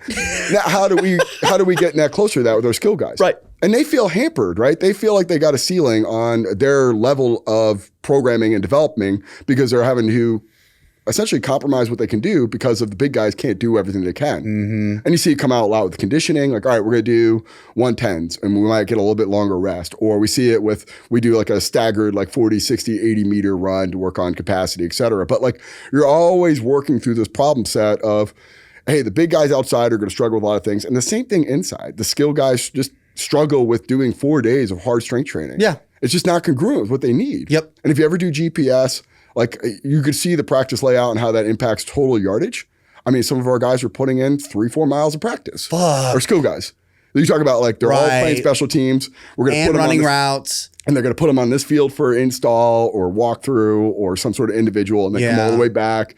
And then we're doing 7-on-7, 1-on-1s, team period. And then all these like wide receiver coach and DBs coach. Like if you get a pick six or if you catch a touchdown, run it all the way through the end zone and then run all the way back. Yeah. Like the mileage was insane. So how am I going to accrue multiple miles in a quarter of a training week to get these kids prepared for a workload where our skill guys are just, I mean, our big guys are just road graders. So just in a small area, just doing repetitive 3 to 4 yard sprints over and over and over again. So their capacity is completely different. And I need to increase lean muscle mass and increase relative strength. And I need these guys just in the weight room, hammering high density, high volume work in the weight room to develop their capacity to whatever they're going to do on the field. Yeah. And the funnest part about all of it was the realization that we're doing a program that's congruent with what they need. And we're breaking down GPS. We're breaking down all this stuff from a workload perspective. We did a lot with RPE and minutes of activity. So just calculating arbitrary units of workload. Like your average workload, of course, of a week for a skill guy is almost 1.5 times whatever the big guys are doing during the course of the same week. So how do we close that gap? We need tempo running. We need longer duration stuff for you. Versus the big guys, like we just need a lot of sets of things. And as we start to break down biomechanic, bioenergetic, and even biomotor things that they need for their specific position, they start to see the picture. But it all started with that pre-mortem of like, work ethic isn't the problem. But here's what the trade-off is. So we're gonna have to go twice a day. We're gonna have to do a split program. So to be honest, and this still holds to this day at Army, but I'd always tell my staff, like the money's inside the trenches. That if we can develop our front seven, we're going to win some more games. So I have to allocate my time there. I have to be very focused on that group. And it's going to come at the expense of having the relationship with our skill guys. I loved my skill guys. I loved them to death. Right, but that's where you were needed most. I had to be there. So when we split, like I'm inside with the big guys. Like we're cranking on that. And we're creating toughness and grit and mentality, that whole thing. Whereas our skill guys were outside doing tempo runs. It's kind of gets over time miserable. You know, it's hard. Yeah. And our coaches were like, hey, building this workload is really hard. Like, okay, so I got to work with them. I got to keep them motivated. I got to keep them excited. Like just a long, slow process of developing capacity. But then you get other fun stuff like, all right, we're going to work in front side mechanics. And when you get to that critical juncture, like, all right, big guys are over here doing short sprints with me, pushing the prowler. Nice. The skill guys are over there doing wickets fronts. Yeah. And they're having the best time. Yeah. And it unfolds and manifests into, we get to July where we know we're in a good spot because what we did was track this thing called eccentric utilization ratio, which is the concept behind strength deficit. And the reason why I don't classify it as EUR is because there's a prioritization to the counter movement as opposed to the non-counter movement or squat jump. Where, in my opinion, anyone coming from a 3-point stance or a static position needs to have great ability to create inertia. And that comes from a non-counter movement. And if I look at it, I need to develop concentric qualities, aka shrink that deficit. So they need to be closer to 1 to eccentric-concentric ratio. We're going to be in a better position. That usually leads to increased lean muscle mass, increased concentric force, et cetera, versus their skill guys. We want to force application, all of it. Yeah, we want to enhance it. And it's a pretty simple explanation to an athlete. Are you playing in a phone booth or are you playing in a wide open field? Are you a a rhino or a gazelle. And if you need to be in space, you need to have a high eccentric strength. If you're in a small confined space, you need to have a high concentric strength. I got to overcome someone's external body mass versus I just need to be good in terms of a massive radius.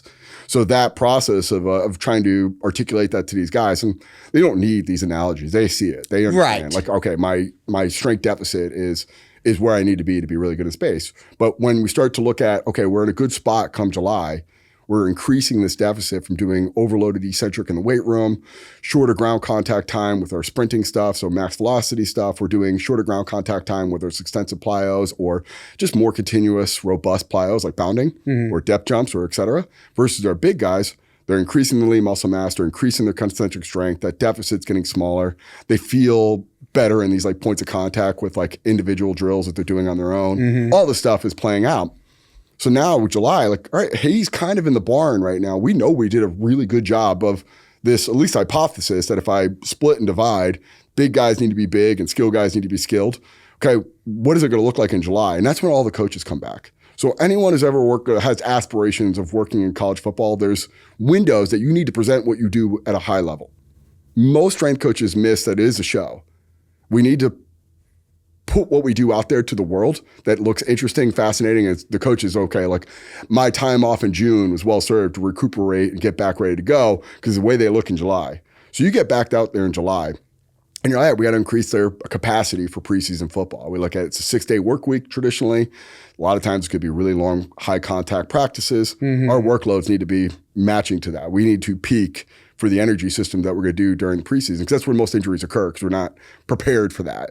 So we start to put on the show and we'd go through more of this bioenergetic pathway. And the thing that becomes different between our skill guys and our big guys is these big guys are just essentially just getting worked for a 3-hour practice. Offensive and defensive line, like high rep, cut blocking, shoot drill, one-on-ones, key drill, like just getting linemen, worked. man, It's they're a different life. breed It's an of awful human being. life. It is. But you look at that and you hear them and they'll tell you, I don't feel like I'm ready for preseason. Like I just don't. Like we haven't done enough hard things to get me ready for whatever I'm about to go through individual period and team period. Versus their skill guys, like they feel right. They feel like they're twitchy. They feel like they're moving right. They feel like they're good in space. They feel like they're athletic. It's a different story. Yep. So it's a different feel. So the way it presents itself is drastically different to a coach. And like wide receivers coach is looking at it like, yeah, just doing 110s and burying these guys. Like, sure, I'm not that excited about this. Versus when you start to really look at how this split program, and we've built this out over months and working through all the kinks of, just even the movement prep, right? It's clean, it's operating well. When we split, skill guys are doing small games, like the short conditioning games, like tag, stuff like that. We're working all these different. So fun. It's awesome. It looks like Top Gun, with shirts off, like just high-fiving. Versus our big guys, they're just getting throttled with strongman and short sprints and stuff like that. And it's like a bloodbath. Right. And like, this is like. But doesn't that fit to the personality? Absolutely. Like the ethos of those? Absolutely. Because as you're talking, I'm like, you could really break up football into 2 separate games. Yeah. Yeah, it's what happened in the trenches and outside. Yes. Yeah, the perimeter is way different than the interior. Yep. And you can get focused on that, and you go, that's a different experience than the person playing out in the outside. And you're a lot more vulnerable too, like on the outside. Yep. Whereas you can kind of get lost in the mesh. Yep. If you're a 350-pound guy who can just plug an A gap, life is a lot different than a 140-pound wide receiver. Yeah, slot trying guy. to create separation. Yeah. But when we like present that to the coach, and he comes out and he's like, "Holy shit." Like, this is exactly what we need. And go back to that original interview question on tough, physical, and trained. Yeah. And you look at them and you say, this is it. And then to that point, we're talking about the 4-quarter agility station. So we did have a belief that we know we need to have some sort of like collaborative community camaraderie thing that our big guys need to know our skill guys are putting in the work, and we're still one heartbeat. So that's where that came out. We do a 4-quarter agility station. We say we want 40 perfect drills, 4 stations, 10 drills. And very simple, very objectable things of like, hey, did you get past the line or did you knock over a cone? Did you turn the right direction? Yep. Very simple instructions, yes or no. And if you don't do it, we're going to do it over again. And then typically the way it always works out is you have like what we call callbacks. Yeah. First week is start it over. Yeah. Everyone's got to do it again. And that becomes classic. But that becomes a show, Tim, because I start getting like everybody from the academy out, like the superintendent of the school, 3-star general, like all these colonels. Like my football coach, Jeff Munkin, is bringing bringing a show here. He's like, you got to fucking see this. This is must see TV.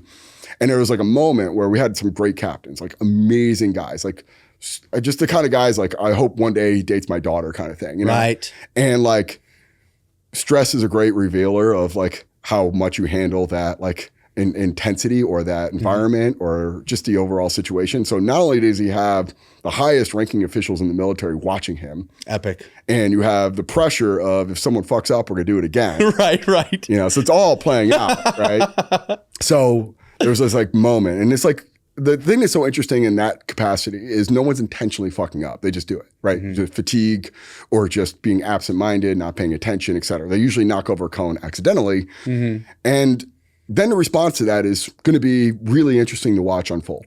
And there's this great moment. This is in front of like the superintendent, 3-star general, multiple other colonels, et cetera. And our captain's like, stop fucking knocking over the cone. I was like, that's really good fucking leadership. Yeah. Really good leadership. Yeah, great job. Tell him what not to fucking do. How about go over there, get behind him and support him? Right. He didn't fuck up on purpose. Right. He's not doing it because he doesn't fucking care. Yeah. He needs your fucking leadership and support. Go over there and be a fucking leader. He's like, I'm fucking trying. Like, you're not doing a good job. Yeah. Instead of telling him what not to do, get over there and help him support him and tell him what to do. Yeah. Be a fucking leader. And this is like the preeminent leadership academy in the world. Yeah. So you're not only going to that and like, all right, now is that part where I have this. And like to the other things, like we had all these moments where we do very, very structured like movement prep. We do a lot of joint mobility stuff. We do parasympathetic breathing. It could get pretty like, all right, you're getting on the fringes here. And from a football coach's perspective, like this is getting weird.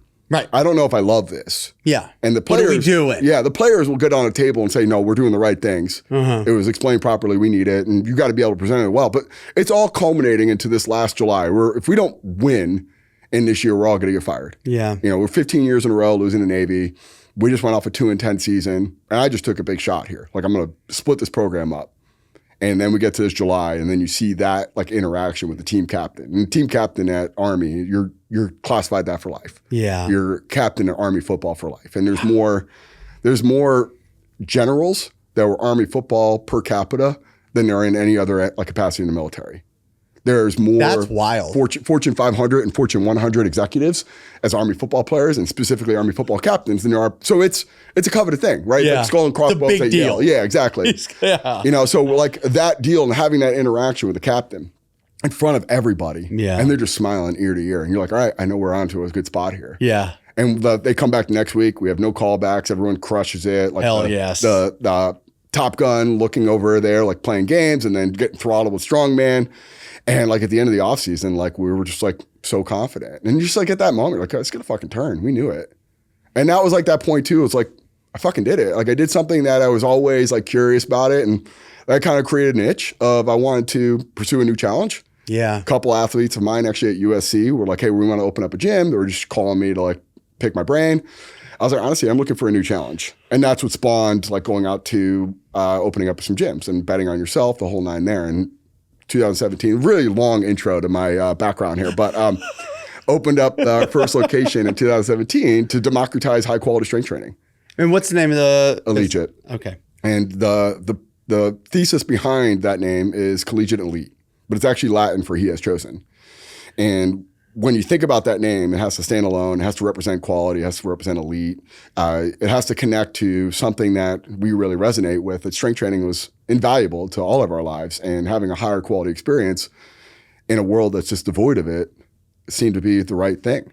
And we started to go out there, and anyone who's ever tried to develop a high quality strength and conditioning program in a commercial fitness space, which is doing predominantly HIIT and boot camp, or just trying to cater to maybe what people's wants are, as opposed to what their direct needs are. And this is kind of before like a little bit of a renaissance of strength training. Like, thank God the past 4 or 5 years have been a lot of experts talking about strength training is beneficial, but there's been a big shift. I think so. Well, I've been saying, I've been screaming this for a while now, is like just fitness in general has shifted from performance is getting layered into fitness more and more and more. And you know, currently now I would say between high rocks and the hybrid athlete, and I think really shout out CrossFit for really kind of breaking the seal on that, perhaps, where making performance-based outcomes outside of endurance sports cool. Yeah. Or at least interesting. Yeah. And so moving into the era that we're in now, I'm of the belief that the strength coach, the performance coach, we're in this new, and it sounds silly saying this out loud maybe to some, but to me it's obvious, where like the performance coach is going to have the opportunity now to be the face of fitness. Yeah, I think so. And I think with what you're doing with Allegiate, I'm saying it correct, right? Yep. Where you're putting what we know to be good training and making that fitness. Like fitness now becomes performance. They are the same thing. Yeah. And for me personally, obviously I'm biased. Like that's exciting. That's very exciting. And, but I want to know, so you do this awesome thing in Army. You run this test, you pass the test. Yeah. Strength deficit. The book is born of this. And at that time, you decide to go into the private sector and open gyms. A lot of people listening to this have thought about opening a gym, have considered it. And you're doing something that's very niche. What has the process looked like? Transitioning from a fucking incredible, by the way, you said that was a long intro. That if that was just the podcast, I'm good. Like that, you know what I mean? Yeah. Just talking about your career, that in and of itself is going to be so helpful to so many people. Just outstanding career. Congratulations. But moving into the private space now,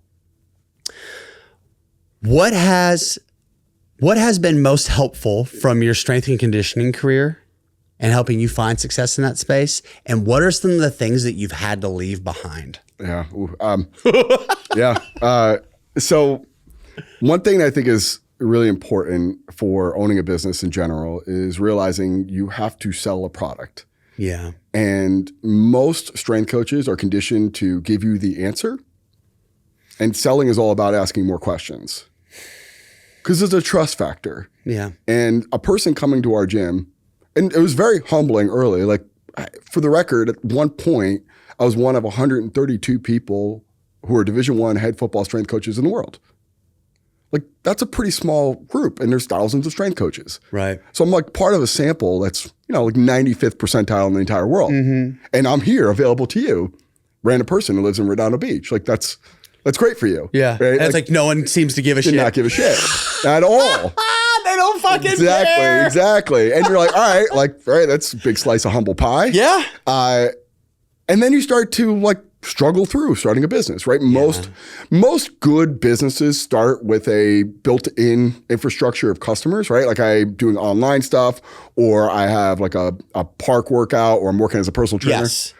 Me and my two partners had nothing. You just turn the fucking lights on. Yeah, here we go. Let's open up a business. Like it's literally Kevin Costner in Iowa building a field, and hopefully the Black Sox come out of nowhere, And we're like, all right, and I sucked at selling. And to be honest, I probably still suck at it. I have really good business partners. So if you ever read the book E-Myth, it's the manager, the entrepreneur, and the actual worker. Yeah. I'm the worker. I'm the trade guy. Like I love strength and conditioning. I tolerate being a business owner to be the strength coach that I would love to be and I want to be. But the other end of it, it's you have to be aware that eventually you got to sell what you do to someone, and they're not going to take you at face value or trust or off of some sort of irrelevant thing. You might as well say you're from Asia and you worked with Olympic national team. Your resume to the average person, they don't give a fuck. It's very close. Do they like you? Yeah. Yeah. Did they have a good chat with you at the front desk? We were talking about it off air. Are you close? Yeah. Showers. Yeah, exactly. And you get so humbled. But then over time, all right, you start to go like, all right, I know I suck at this, and I know I have to sell someone on what I do is valuable. Yep. You still have to abide by principles of training. Yeah. You have to. Where if I have any knock on commercial fitness, is the fact that they've abandoned it. And like to the three examples of accountability, execution, and performance, training devoid of principles is bad training. It has to be, because it's universally true. It means it's true without context. So if I'm working at Army West Point, or if I'm working at Allegiate, I have to abide by principles. Not easy, right? Especially in commercial fitness, where they have a lot of autonomy on when they come and where they go and who they work with. Like, they are control. It's a seller's choice or a buyer's choice into what they do and when they do it. So if I'm going to try to accommodate principles of progressive overload and progression and things that have to be true, because that's the way we have to train people, you're going to have a big struggle. So you have to create constraints as to, like, they can't not train without principles. And if they start to give me feedback of, like, oh, if you just did more conditioning classes, or you did more HIIT stuff, or you do these, like, cherry pick these exercises, like, all that's well and good. But if I don't abide by principles, I am therefore now being negligent, meaning that I'm doing something I know is intentionally wrong. Right. I'm choosing to still not do it. Yep. Versus ignorant, most commercial fitness places. It's so much easier to be ignorant, isn't it? It's like it's grand. It's so grand. But you have to get to that point of, like, all right, where you could have conviction with as a business owner is the real point. So that's hard. You're arriving at the precipice of something that I want to ask. Faced in the private sector, you're faced, and maybe not even the private sector, at any point in time, but particularly here, you're faced with what I've come to accept as a reality. There's what you know that you believe in that works. You know it does. And then there's the central fact that you provide a service. Fuck. Yeah. And if you care a lot about training, it can be very difficult to cross the bridge or to find a way to marry the fact that there is a way training should look to get results, which you would think most people care about. But sometimes it's not actually what they most care about, which we can get into a side conversation about. And then also the fact that you provide a service, right? And that service isn't necessarily what's best for them and the results that they say that they want. Yeah. Sometimes that service looks like what they enjoy doing. How do you reconcile that? How do you collaborate? Do you? You know, where do you find it necessary to budge? You don't. So I guess this isn't even a question. These are just things that I've observed. Yeah. What's your experience been with that? Because I feel like that's what I'm kind of hearing here. Yeah. So there's going to be a couple things that you have to work through. One, that the objective reality versus the perception are not always going to be the same. And your job as a person who knows better has to make objective reality perceived as the right answer. So you have to sell that. And there's success of the countless number of people have had tremendous success with. So there's a pattern of doing what I'm asking them to do and works. Yep. And then there's a front end of, are you compelling and interesting to present what you're doing in a way that makes it seem like that? Yeah. And there's like these like little microcosms that we have all the time. And I'm working with group exercise and I do a movement prep. Are they doing what I ask them to do? Right? Let's say that I do, well, I'll tell you what we do for our movement prep. We do cars joint by joint for two reasons. One, I want to increase mobility or the capacity of each joint. But two, I want to do some sort of movement analysis as well as pain inventory. Yeah. So if I see a person like throwing up in their mouth while they're doing a shoulder car, pull-ups might be hard today. And whether I'm going to have a conversation with, let's say that you're a young, robust person that you can't tell me nothing, and like I can get out in front of it and say, Tim, looks like your shoulder's bothering you during shoulder cars. Do you want a modification for pull-ups? Right. And you go, well, appreciate you actually telling me that because I felt that and I was kind of afraid to say something, especially in a group dynamic. Right. I gave you the out. Yeah. So there's that. Like I'm giving fodder to make better decisions later, and for me and all of our coaches. And then we'll go through a corrective exercise. Like it's going to mirror what we're doing. And again, it's filtering. Eventually, A1 is going to be a front squat. Yeah. And if I look at through, I don't have a hip, I don't have a knee, I don't have an ankle from either pain or lack thereof range. That's going to have a big impact on, do I need to use a slant board or something like that? Right. Then in the next level, it's, okay, I'm going through palm squats or like some sort of corrective for squats, and I can't get depth. And I'm like, all right, one of my prerequisites from a standard of execution is full range of motion in right position. So I want torso perpendicular to the ground, and I want below thigh on the bottom of the squat. And if they can't get that in a corrective, it's going to be hard to turn that switch on when you get to the actual primary movement. Yeah. And what that leads to is, okay, well, let's say that we either don't have a joint from lack of range or pain, or we don't have a pattern from demonstrating in a very safe, controlled environment with corrective exercise.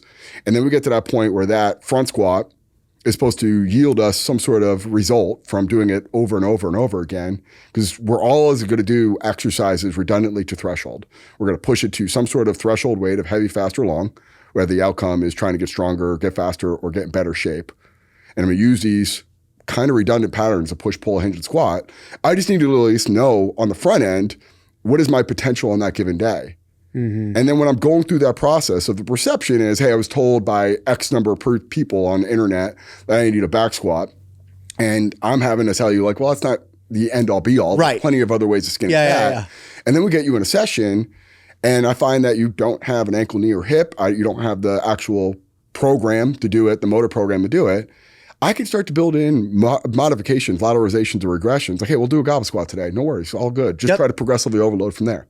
Or, hey, we're going to do a slant board today because it doesn't look like the ankles are moving that well today. And you feel better about, okay, there's a contingency in place here. And then you find a way to marry this like day-to-day interaction with abiding by principles. And over time, if I'm checking that box a week in, week out, that all of my clients are lifting with the technique that we determine is adequate to get the best results from that exercise.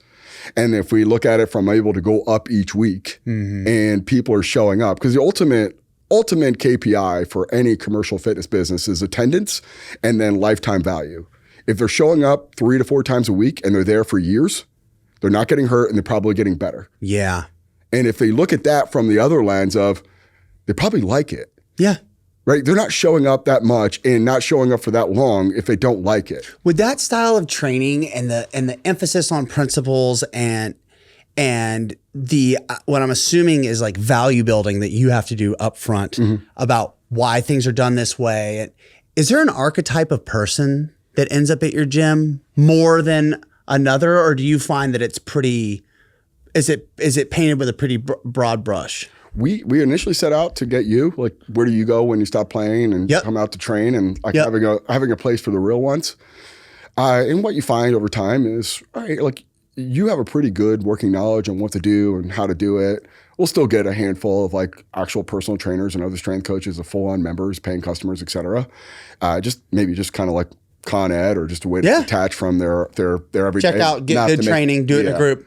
And it's a great experience for everyone. But the majority of it turns into people that know they probably should be strength training, whether they were coming from a boot camp or a CrossFit or weren't strength training altogether, just struggle with crossing that threshold to get to that point of actually doing it on a consecutive basis. And it's evolved over time where we have a very heterogeneous population. It's not like just Tim and Tim anymore. It's people as old as 70 and kids as young as 15. How cool. It's great. It's a very, very wide, diverse group. It used to be like the boys love Tim, so they used to 80% male. Yeah. Over time, we've normalized to 50-50. Hey, let's go. Nice. Nice. My wife will never have to be worried about, like, look at my social media and analytics, 99% male. Oh, dude, my comment section, it's all dudes. It's all great. Shout out dudes everywhere, man. Exactly, yeah. The boys. And it's that part too. It's now that we have a very heterogeneous and like male, female, and large age gap or discrepancy, it's still the same thing every single day. Like making sure we're fighting to lift with great technique, trying to go up every single time. And the other end of it is just be someone that people like seeing and have conversations. Like, know their name. Right. The most valuable word in the English language is your first name. Like Tim. Say it to the point where like he knows that you know his name. Yes. And then the other end of it is like try to recall having a conversation with Tim. So, because you having thousands of conversations every week, they're thinking about this conversation is the only conversation you have. So get better at recalling these things, like how the kids, what's going on, like everything good. Like that stuff makes a big difference. It's the customer service 101.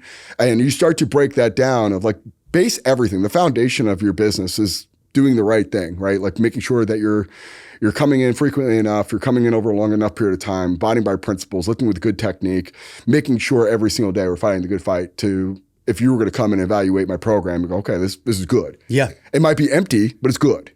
But then the other end of it is, okay, be great with customer service, be great with people, be someone likes being around. God. And then that topic, Tim, comes up all the fucking time. And listen, success does leave clues, man. People want to work with, work for, be around people they like. Yeah. You know? Yeah. If people don't want to work with, be with you, be around you, maybe you're someone that people don't fucking like, you know? I know. And vice versa. But that part too, It matters. so many people pick the wrong thing they want to do in their life because So they're of that. miserable. Yeah. And it's like, all right, well, do you have a clear idea of what you want? And I would say everyone struggles with this question. Yeah. What do you want? It's tough. And when you start to ask them like point blank of like, what would be at the end of it all, like what would you be most proud of? And if they say, oh, I just want to be a gym owner. 'Cause you know what that means, right? It means that you're going to have to hire people and Manage those people. manage those people, and they're going to show Lead up late, those people. fall sick, struggle with motivation, and you're going to have to focus on them. Well, I just want to coach. Okay, great. There's that. Then you don't have to own a business. Yep. And that's also fine too. Like I just want to be in front of people. I want to work with people.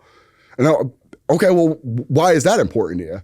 Oh, I know I'm really good at what I do, and I know that'll make a big difference. Great. And here's how you do that. You keep working on your craft, develop your skill and your knowledge constantly, and you keep working on it. But if you go to a business owner, your skill and knowledge needs to be so much more broad. Tim, do you take supplements? As a matter of fact, I do. What brand do you take? Legion. Legion has everything you want in supplements and nothing that you don't. So no artificial dyes, sweeteners. It's 100% real, from a whey isolate all the way to their non-stem pre-workout, which I absolutely love. Get the peach flavor. You'll thank me later. There's absolutely no filler. The only things that you're getting are the clinically effective dosages. Use code coachemup for 20% off your first order. You're going to get loyalty points, which is going to reduce the price every time you buy. Go hit up Legion today, code coachemup. Zach, you know what my favorite clothing brand is? Tell me. It's Legends. I've been wearing it for a long time. From training to lifestyle, Legends has got you covered. So what kind of gear does Legends have? You can get shirts, shorts, underwear, socks, tops and bottoms, hoodies, hats, sweats. They've got it all. And they just dropped an entire women's line. Holy smokes. I know. Tim, the great thing about these tees, I found I'm 20% stronger rocking them when I train. Speaking of 20%, that's how much you save when you go to legends.com and enter in promo code coachemup or click the link below. The personality traits you have, your time in school, your time working in pressure cookers constantly as a strength coach at high level programs around high level people. I imagine so much of that prepared you for the business world, but it couldn't have prepared you entirely. Obviously, it's just different. Yeah. What are some of the lessons that you've learned that those other things didn't give you, that only being a business owner has taught you? You got to be careful. You got to be comfortable with other people getting credit. You know, when you're the guy in every weight room that you work with, Yeah. it's Tim's program. Like, man, I'm so gracious for Tim to be my strength coach. Now there's people who don't know my name, and that's a good thing. Yeah. Like, who are you? Yeah. I'm like, well, fair enough. Yeah. You know, Yeah. I do own the building. It's also nice to meet you. Yeah, exactly. And it's always a funny conversation.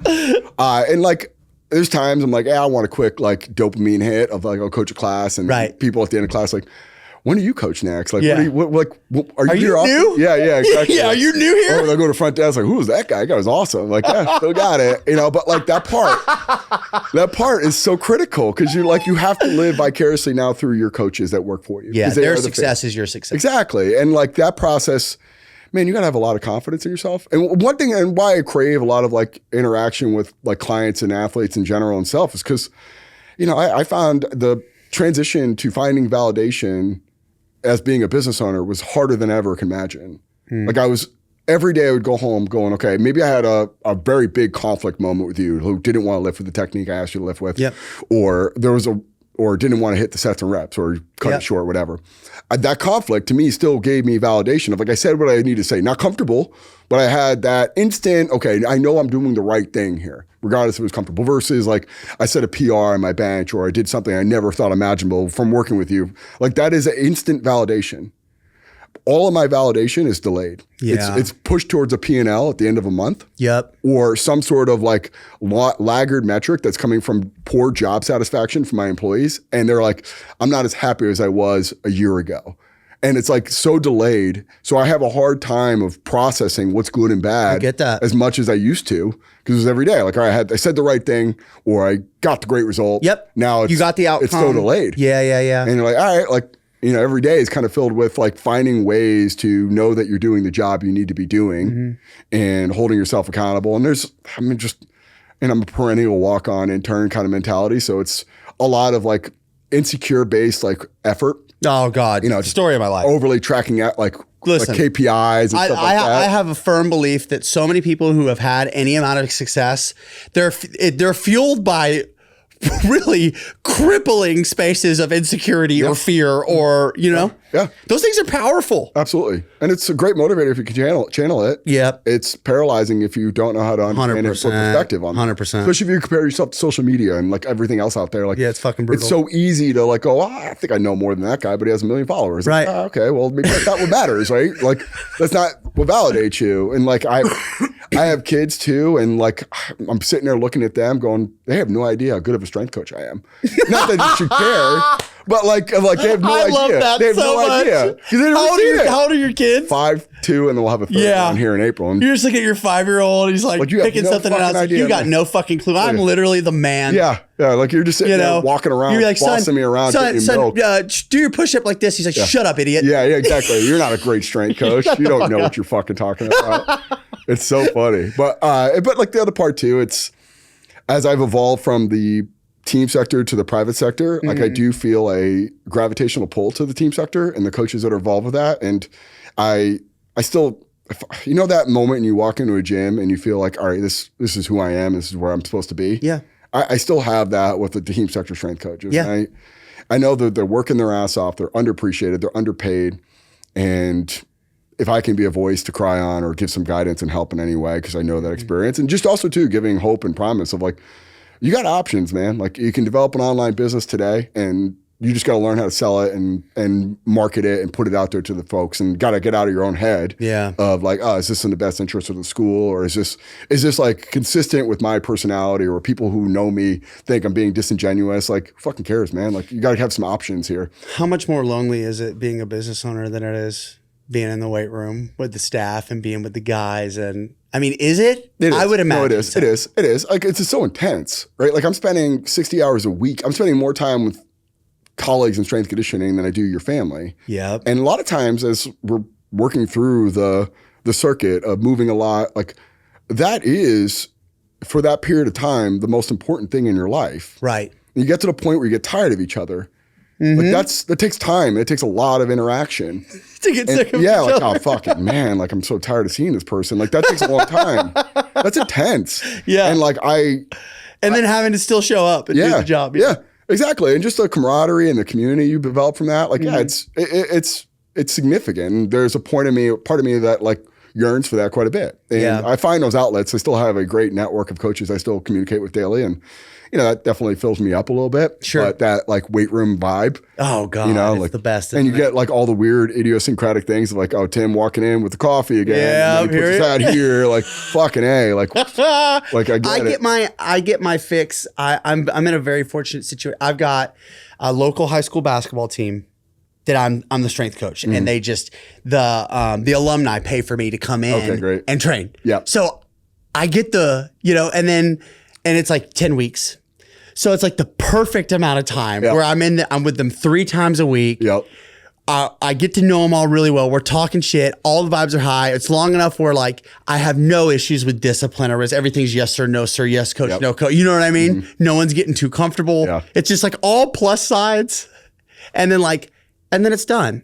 And then they get to go do their season. And then with the NFL off season, I get guys in, they're here for 6 weeks, then they're gone for 8, then they're back for 6. And, so I get these little doses of like we're in it together, we're doing the team setting, and then it's gone. That's the hard part about adult Gen Pop. There's no seasonality to it. It's Groundhog's Day. Yeah. It's 52 weeks of the same people. And I love them. But like, there's no breakage. Dude. There's no fall. There's no spring. There's no winter. I've had one-on-one clients for years and years and years at a time. I can relate. And you just run out of stuff to talk about. Like, I'm having to work so hard to stay up with pop culture. Like, man, you think Ben and J-Lo broke up again? Like, fucking crazy. Round 2, man. You're going to have to get a TikTok. I know. That's what's next. I know. You got to just stay up. You got to stay up on it.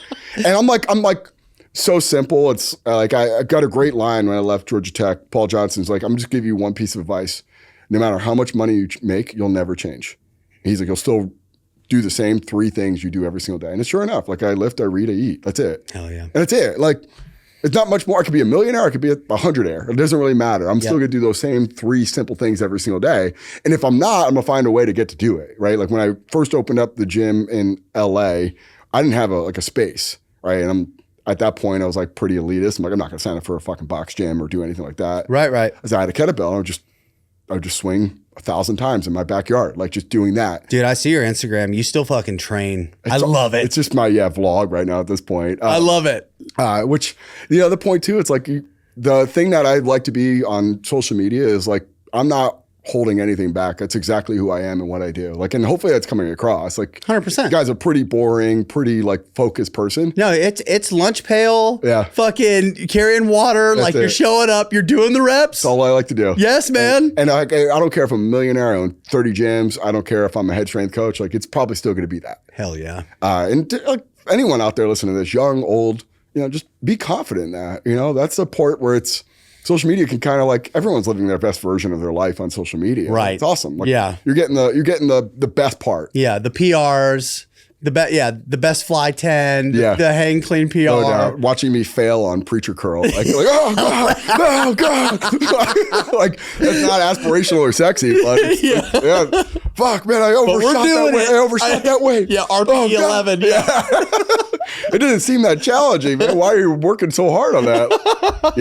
But the business owner aspect of it is like, you're going to have to really work on where you find your validation. Mm-hmm. And like, I'm so happy for all the coaches that have been able to come with us and learn our system and go through the process of achieving their dreams, whether it's with us moving up the ladder or going out to a team sector or another like gym concept and making all the money they could ever hope to make. And that part is like, all right, that's cool. Like we're making a big influence on them. And in exchange, they're doing a great job while they work with us. And they're having incredible experiences with the clients and members that are coming through our gym. Because back to the original point was, there was really not many great options for high quality strength and conditioning for everyone. It was completely for the chosen few. And there's not good private sector jobs for coaches qualified to coach that, really. Absolutely. And like the other value prop, we have enough like where we can stay open, but it's not going to be your billionaire like being a coach with us. But you're going to have exposure to Force Stack and Nordboard and Dynamo and Vault. We're going to have Bridge. We're going to have VBT with GymAware. We're going to have these tools that when you go apply. I didn't realize you're using all that stuff. We get weird with it. We get weird with it. Oh, that's fucking cool. It's so weird and it's so intense. Like. And then like I always get my business partners like, do you think it's a bit overkill? I'm like, sure. Yes. Sure. Yeah, absolutely. Yeah. And we do undulating periodization. We're going into it. Like, we'll make such a big deal. That is awesome, man. Oh yeah. And we'll give them like next feedback. time I'm out there, I'm dropping in for a class. Oh yeah. We're going to find out everything about you. And then you're like, all right, like this is all unnecessary because I just basically want to get a couple workouts this week. Like, I don't care. We're doing it. I'm in. Count me in. Like one of my favorite stories. I'm your target audience. Every once in a while we get like a pro athlete pop in and we train everyone up on it from front desk to all of our coaches. And we go into it not assuming that you're fine. Like that's the goal. It's like, I don't want to assume anything about you. Mm-hmm. And one of the best things about doing a Force Stack is it's short. You could do Hawkins, any bilateral plate, doesn't really matter. But we go into it and we go, okay, it's a couple minutes. It's a couple minute investment just to get a little bit of information. And the first question I'm going to ask you is, do you have any pain or injuries? More times than not, they'll always say no because they don't either realize at the time that they have pain or injuries, or they don't want to disclose information that might be limiting them to the program that they think they want to be doing. Right. It's always the case. And it's this like cat and mouse game. And then you follow it up with, do you feel comfortable jumping? More times than not, it's going to be yes. Mm-hmm. Every once in a while, you'll get a slight hesitation. Yeah. Let's say you're playing basketball last night and you twisted your ankle and you say, no, actually, I don't feel comfortable jumping. Mm-hmm. How would that impact the rest of our program? Pretty tremendously. Yeah. And then we go through the jump profile. And when you jump and land 3 times in a row and you have a 15% or more asymmetry, and anything you look through the asymmetrical research, looking at any of the Hawkins or Vault, it's don't lean too much on that. Sure, I get it.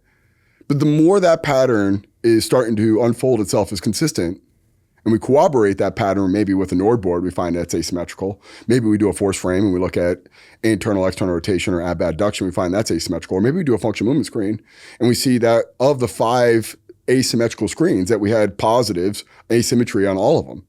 Or maybe we do like a 3D maps from Gary Gray and we look at, hey, during these hip extension, flexion, external, internal, ab adduction, that they were asymmetrical. Maybe they're throwing athlete or swinging athlete at golf.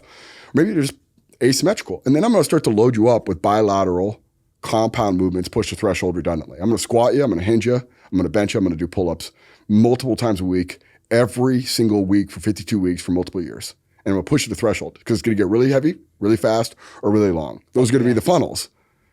And if I find there's an underlying issue, whether you have pain or injuries, or you don't feel comfortable exerting that level of effort, or there's asymmetries that are constantly popping up, over time it's going to compound in a negative way. And I'm not going to be able to get you to the outcome that you want of looking better and feeling better.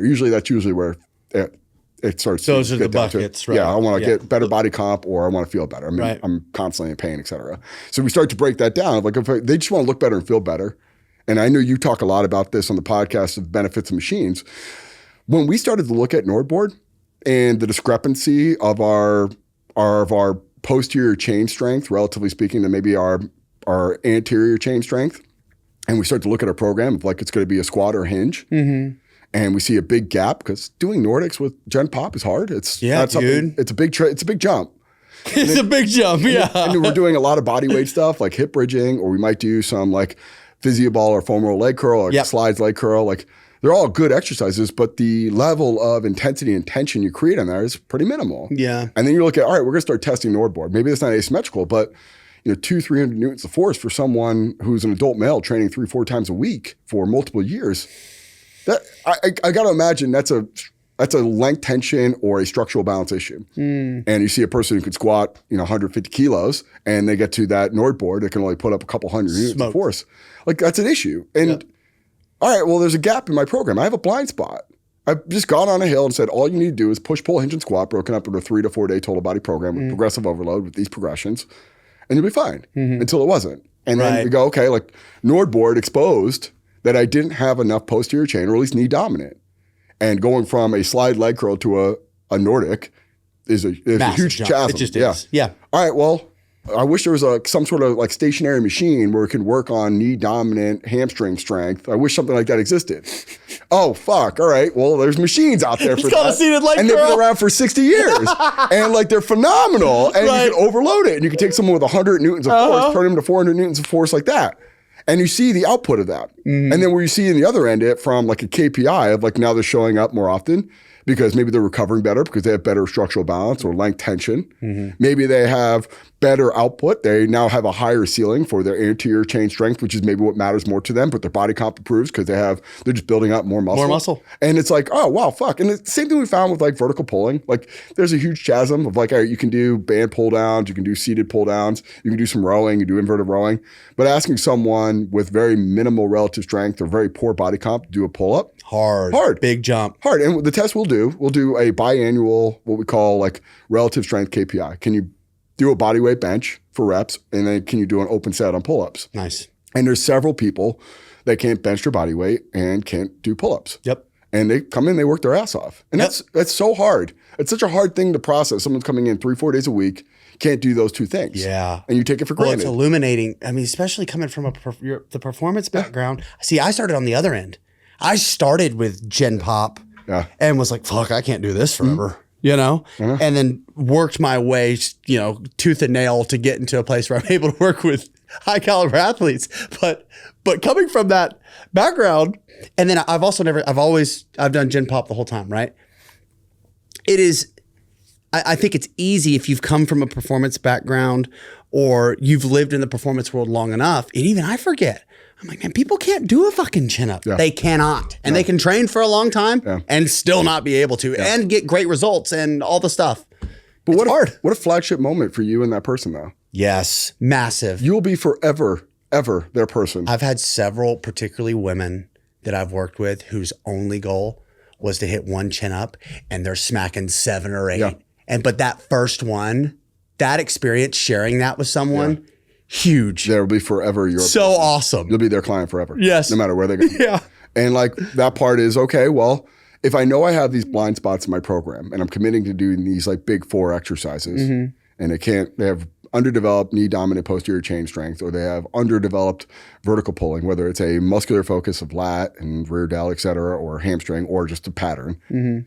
and there's a deficiency in a blind spot, you have now the burden of knowledge to make a decision. And that's when it gets to the compound, closed kinetic chain, free weight exercises are good until they're not. Yeah. And they don't solve every problem. Right. And having this like ability to go, okay, well, machines, because my philosophy, as I start to break it down to all of our new coaches, is we're going to do ground-based closed kinetic chain exercises, compound multi-joint movement, done in all three planes of motion with abiding by first principles of training and physics, right? So like if it's true in the universe, it has to be true in our weight room kind of thing. And we just say that. Like it's the point where like I can just say it without thinking.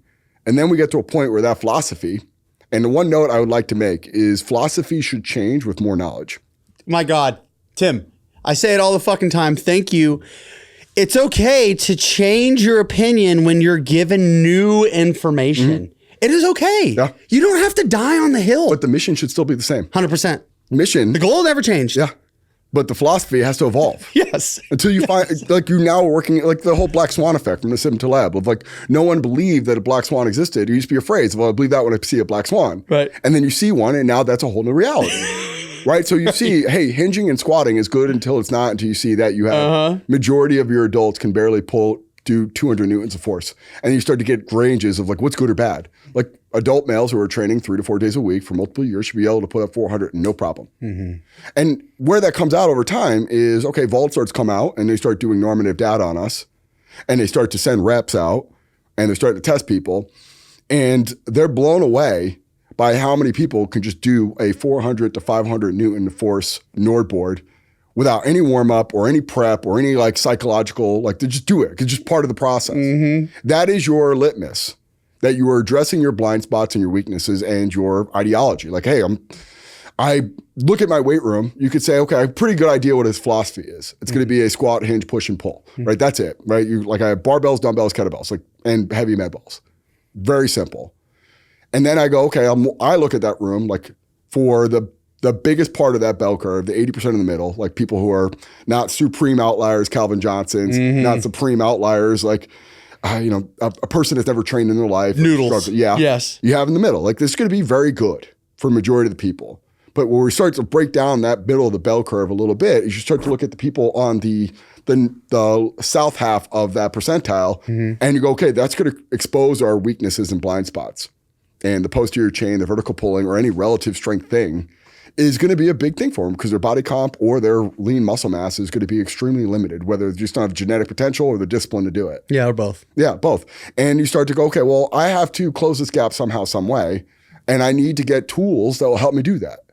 Maybe I need to revisit the programming, the periodization, but chances are in that situation is I lack the sufficient tools to get the job done for that individual. And then we start to address, okay, well, what's going to be the difference from someone doing group exercise and private training, which is just like going to be 5 to 10 times the amount of group exercise. It's about picking better tools for that person's objective. And it's maybe a more condensed or consolidated on timeline. Or maybe it's something psychological of like, I don't like working with groups.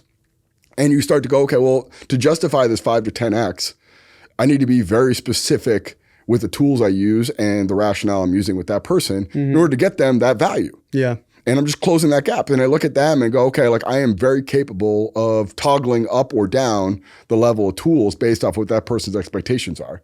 And it goes in reverse. So the people working with group, it's going to happen, just maybe not in the timeline that you want. And we can address it by maybe adjusting some individual work or some extra work on your own. But, truth of the matter is there's always some sort of compromise with group exercise that you have to accept. And It's true. We can override that with great community, great experience.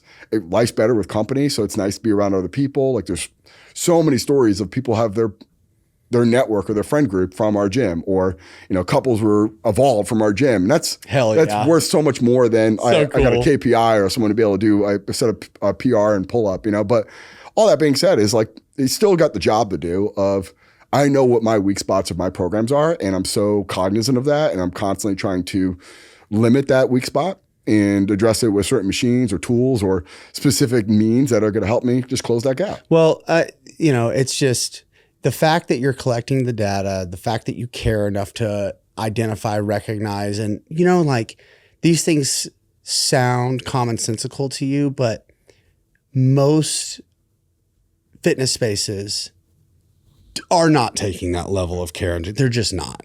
So hats off to you for maintaining the integrity and the will and want to continue to fill those gaps when it could be very easy. You could easily be complacent in that way and it would be fine because most people would not recognize, identify, or care, but you do.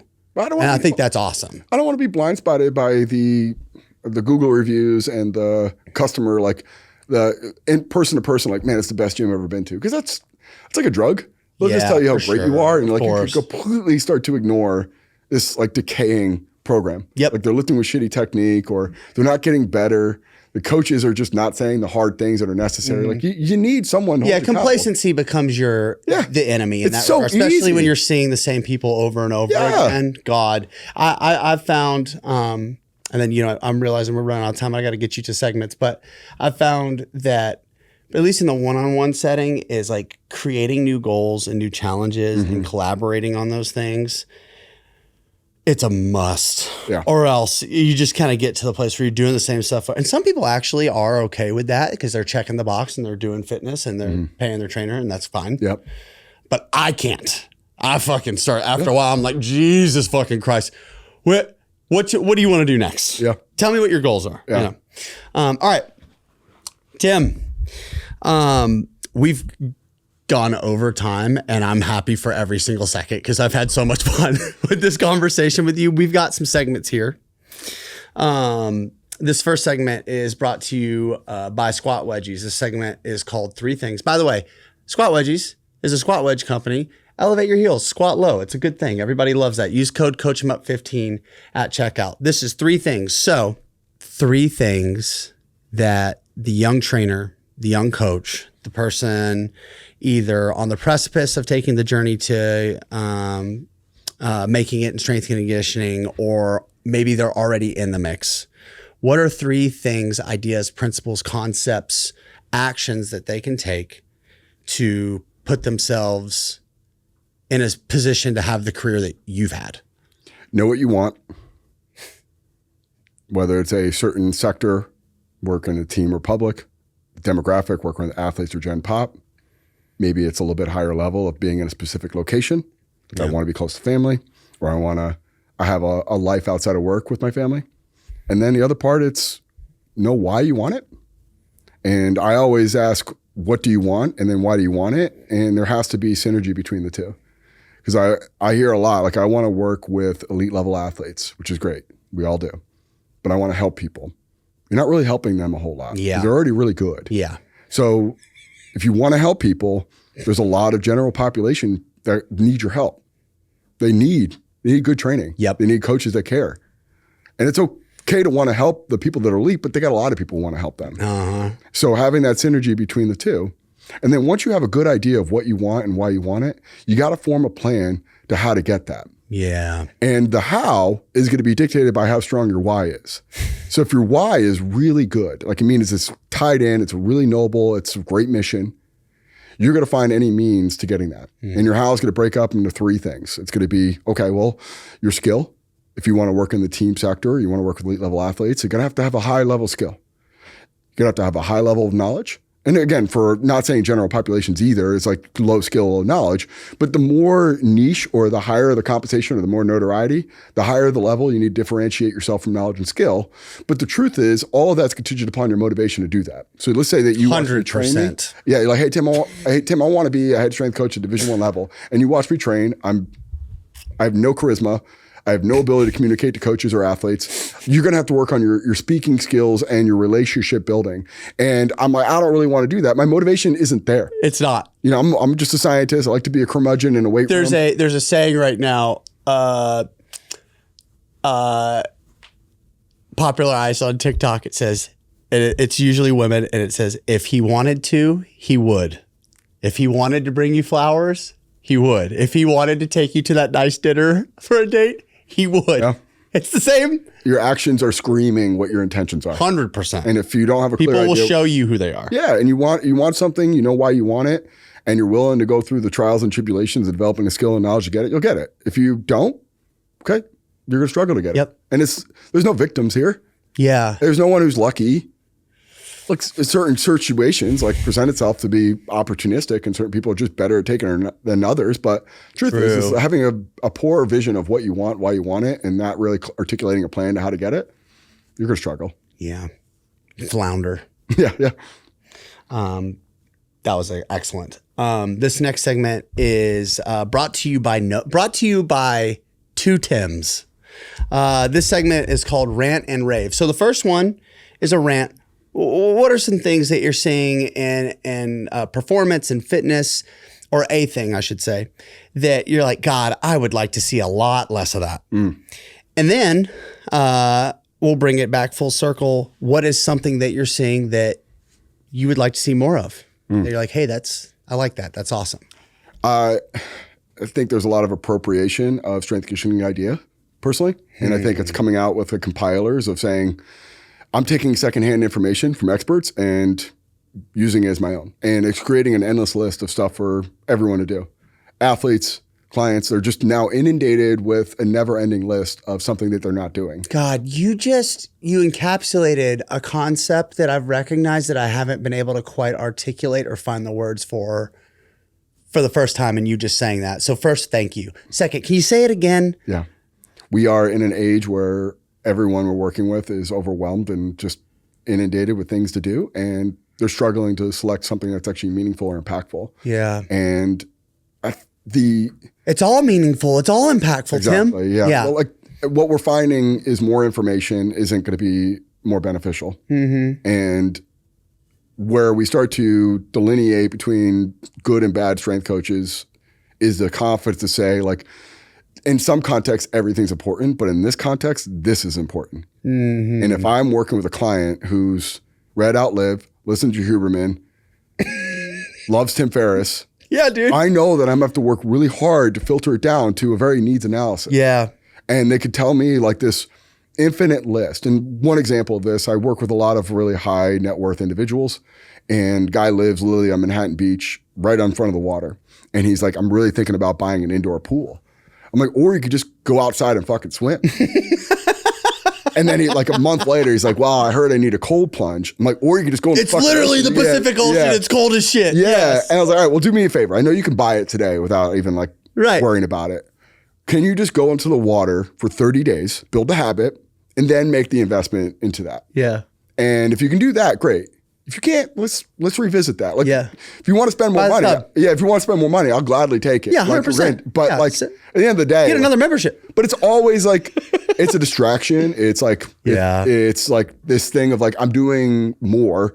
I'm just not really accomplishing more. Well, that you know what that reminds me of what you said earlier is confusing activity with accomplishment. Yes.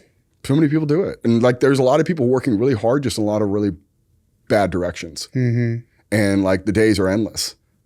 And we're struggling with a lot of people who feel like I'm kind of working through the term, but the first iteration of it is routine shaming.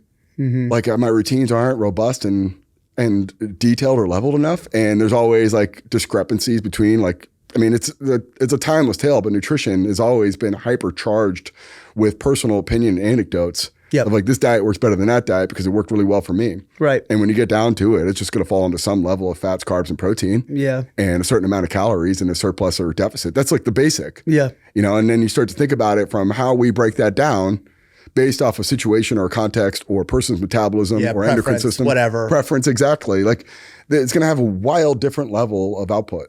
And isn't it crazy? Just from those three little things, we end up with just all these numerous iterations of the best thing. Yeah. The way. Training, same thing, right? We can only pick a certain amount of exercises. Like, I know exercises can be an endless list, but it's probably going to fall into the categories of push, pull, hinge, and squat, right? Those big four.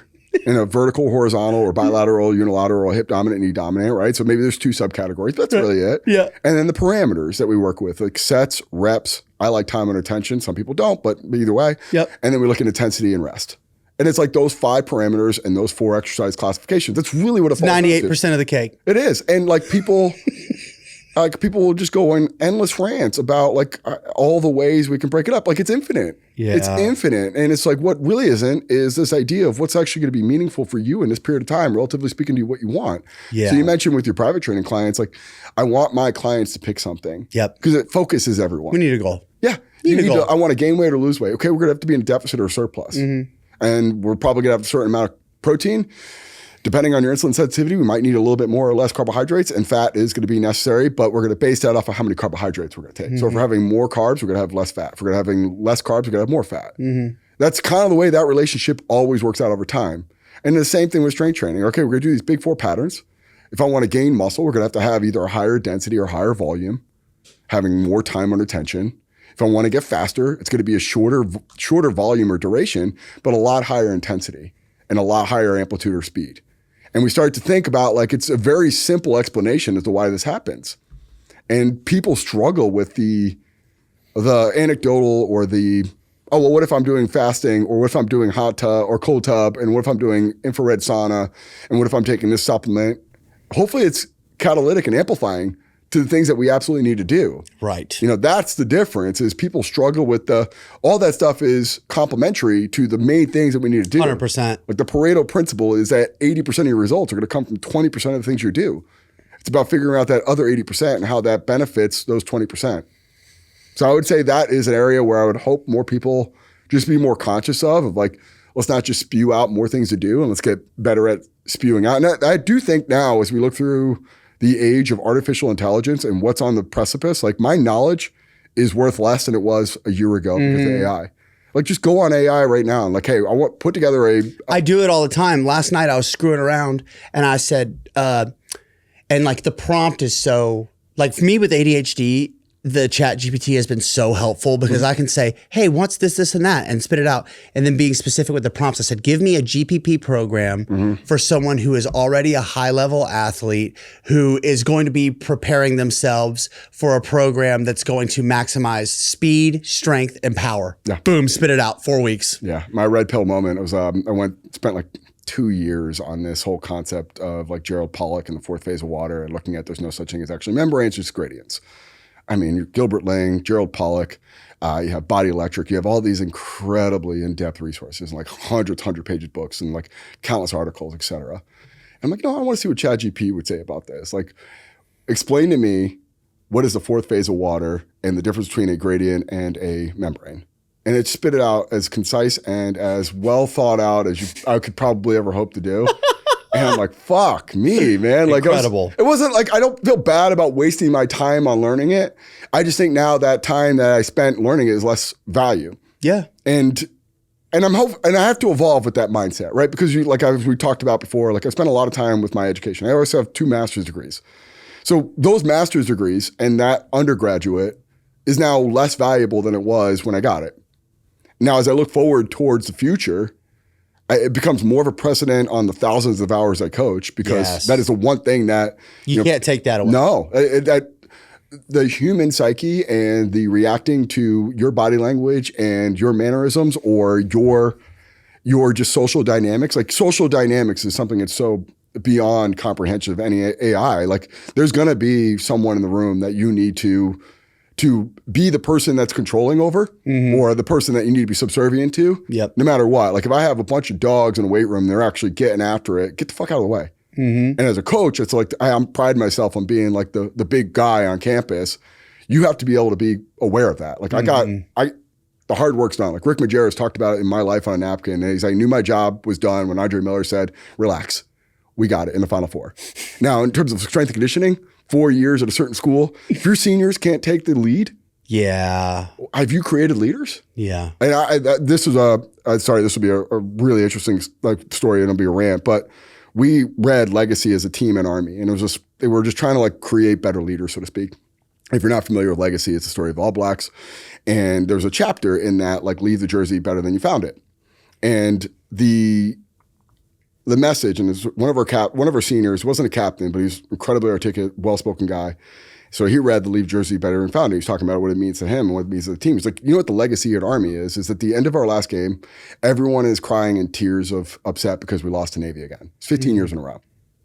He's like, what I would like is when we hand the jersey to the next guy, that we're having tears of joy, that we're so overwhelmed with emotion by actually doing something that we never thought possible.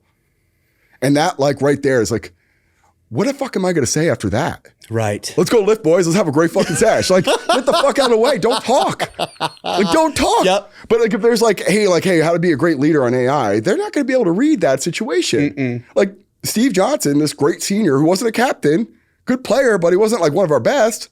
He said probably one of the most prophetic things, or like the most poetic things I've ever seen in my entire life. And I'm like the person who has to lead this team. I'm not the leader that day. That team has a new leader in that moment. Yep. And they got to have enough confidence to get out there tomorrow. Like, yeah, that dude's way smarter than me and way more capable of leading men than I am. But I have a greater grasp of strength conditioning and performance and the overall things that we need to be successful with every single day. So I got to get back on the pedestal and say, all right, now I'm the guy back in charge again. Yeah. And we break down the lift. Like, hope that resonates with you. See you tomorrow. Right. Like, just that like stuff. But that coaching aspect, like the knowledge. Yeah, that's going to have less value, but the skill will have more and the human element will have more. And that feeling of like, don't become dissuaded by the accruing of knowledge, because essentially these people that are cherry picking certain things, they're pumping in AI or just trying to find a like outlet of an answer. They're going to need underlying context and subtext and all sorts of stuff to help them understand it. So it's like if you, one of the main uses of ChatGPT for a high school student right now is just you cheat on a test, right? It works until you're placed in a position where you actually have to know what the fuck you're doing and what you're talking about, and you're fucked because you have sped past 4 to 6 years of the requisite knowledge that there's no other way to attain it than by doing the work, right? Well, it's the same transition from there were painters that used to recreate scenes, right? So they just used to paint the scene. Like me and you here, they're going to re-act it, right? So they're impressionists. They're just doing whatever like they see. Then all of a sudden a photograph comes around and now that thing is obsolete. Did art become less valuable? Right. No, it actually went up in value because there's very few people who can do that. You can do it still, yes. Now the same thing with coaching. That everyone knows what we know, or at least can get it readily. Yeah, that's why I say knowledge isn't power. No. Knowledge can be. Yeah. But to just assume that because everyone for the most part, I shouldn't make this decision. I should make that decision. I should work out. I shouldn't work out. There's knowledge has never been more accessible, but the application of said knowledge, I don't know that it's actually improved or increased or, you know what I mean? It's actually made it probably more difficult. More difficult to do because now it's you don't know what to do. Absolutely. And decision fatigue is a real phenomenon. And now we're just faced with endless list of stuff to do. People are going to have more paralysis by analysis than they ever had. Yeah. And that's where a coach comes in and says, no. We're just focused on this because this is our objective. And then when it gets at a critical juncture, because we know when we work with clients that our real job comes into it when it gets hard and they struggle with seeing the perspective of why they're doing what they're doing to get what they want. So from being compliant with their diet and nutrition or their training, it's that window that you go, okay, now I got to put my coach hat on and I got to pull up my whistle and I got to say, you got to push through. This is what you're paying me for. Yep. This is where because we both know when this is said and done, you knew that you need to do it. I just need to make sure I either incentivize this, encourage you, or just hold you accountable to doing it. And it just takes intuition. It takes a certain level of a sense of the environment. Some people don't respond well. Like I had a weight loss client and she would always stop in the middle of the workout. And all of our coaches would just like struggle with it. And she would always complain about she's not losing weight fast enough. So I'm like, all right, I'll take her. Oh God, I've been there. I'll take her. Yeah. And then she'd just stop in the middle of a set. And I'm like, let me break this down for you. Yeah. You know that you need to burn a certain amount of calories during this workout to get a weight loss. And if you stop, you're affecting that amount of work that we're doing. So if you want to lose weight, you can't stop. If you don't want to lose weight, you can stop. Which one is it? She's like, I want to lose weight, then stop stopping. Yeah. And it was a light bulb that went off for her. She fucking crushed it afterwards. And you make better decisions. It creates better feedback loops. She makes better decisions after that. Like the whole thing about supplements where people are like, it could be an infinite number of ways and get people a little dicey about it. There's a great meta-analysis of people who take multivitamins live longer. And in the notes, it says it could be a product of the multivitamin or because they make better decisions overall. People, yes. Like you might take the fucking multi. Just a little step to prioritize you that's probably happening and innumerable interactions and many micro decisions No throughout the doubt. course of your, Like I went through all Poliquin stuff and biosig, and always comes out of like when you do bioswig, you're gonna take like pretty much the level of someone going through like chemotherapy level of pills. Like it's an aggressive amount of pills, like 30 to 40 a day. And yeah, some of that stuff is just really expensive piss. I absolutely agree with it. And some of the stuff is maybe a little bit like, it's kind of like dodgy and that at best. But I would be remiss to say that the people who are compliant with taking 40 pills a day are probably making better decisions, nutrition and are training. Yeah. Chicken or the egg, I don't give a fuck. Just make sure that you're working out, you're eating right, and you're doing the things that are going to facilitate that. Yeah. Like go to bed earlier, wake up at the same time, have a plan, have a routine. Just make sure that feedback loop is there. And a coach is constantly feeding that feedback loop. Like get in here at 6 a.m., you got a sunk cost, you pay for the session, make sure you're eating something, you're drinking water, make better decisions throughout the rest of the day. I'll see you tomorrow. Yeah. What's your rave? What's something you see right now in performance or in fitness that you're like, hell yes? Flywheel. Nice. Yeah, I love it. I'm fascinated by it. I'm just constantly, just more and more. I watched Anthony Cockrell, who, by the way, another one of the many people who have commented on how fantastic your book is and how much of an influence you've been on them. And what a fucking shout out, Anthony. Yeah. That he's the man. He's awesome. But I saw, I think it was 2 nights ago on his Instagram, he was doing some like Anderson flywheel squats, you know? And I messaged, because been there, I messaged him and I said, brutal, you know, and he said 15 reps, it feels like a marathon. I said, oh, Jesus. Yeah. It is the ultimate tool. It is the ultimate tool. Like, so the image I want people to think about, it's a Venn diagram of force and velocity. So usually we have to pick one. We have a barbell gravity based. There's a center of mass and there's accommodating mechanical advantage. That flexor based muscles are a mechanical advantage. Extensor based muscles are a mechanical disadvantage. It's why we have 4 quad muscles and 3 hamstring muscles. It's just the way it is. And when we think about that from the context of where flywheel comes in, it just blends it. That at any point I can just toggle between force and velocity like that. And I can increase the eccentric demand like that. And a lot of times we have to make concessions with gravity-based resistance. Yeah. Like we have to pick a pony here. And we think about, hey, I'm going to overload eccentric by weight release hooks, or maybe I'm going to accentuate concentric with bands and chains, right? That the governor is always going to be your concentric ability. We have to work around that. Well, that's out the window when we do flywheel. That's always going to be eccentrically overloaded as long as we're moving with enough intent. And there's another component from a fast eccentric component, where the faster I'm moving concentric, the more angular momentum is going in that direction and creates a delayed eccentric, which has a massive impact on not only the connective tissue parallel elastic component, series elastic component, but just the actual rate coding and the force development you can get from that. And from a performance perspective, it's amazing. But when we look at it from a static or hypertrophy or work capacity, that checks a lot of boxes. Constant tension. Yeah. That it's literally like a high intensity, getting on a machine, one set to failure, and then pushing you to complete isometric and eccentric failure. Yeah. And it's like that every single time you do it. And if we're looking at it from a workout economy, like would it take me 4 to 5 sets with a barbell, or maybe like 1 set with a really good machine that has a phenomenal coach that knows how to really govern intent and get you pushing hard. Like I don't need all that with flywheel. There's a motor learning component too. It's very, very shocking to the system. Oh God. The first time I used a flywheel, I'll never forget. My buddy, he got one. This is 6 years ago. And he had a friend who was like an engineer who made one for him. Yeah. That's always and I was doing single leg RDLs. We were just screwing around. And that was like in my programming for that day. Yeah. And I've got a hand on a post, my other opposite arm, and I am just ripping it, dude. Never to this day have my hamstrings and ass been that sore. Yeah. Never. I didn't know what I was getting into. But every time you're doing gravity, you have a subconscious, and it's the whole premise behind accommodating resistance, with West Side would talk about extensively. Why bands and chains? Because we have a built-in governor to like slow us down as we go to concentric end range, whether we're going through that strength curve or we're going through this natural, that bar's going to fly off my shoulders. Yep. It's out the window when you do flywheel. Like you concentrically go maximal. Yeah. Eccentric's going to be maximal every single time.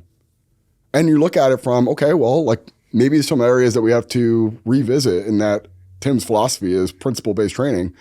It's really hard to apply progressive overload to velocity-based stuff because it's so auto-regulated. I can add a bigger wheel and get you further away, so angular momentum changes with the distance that we are from the center of rotation.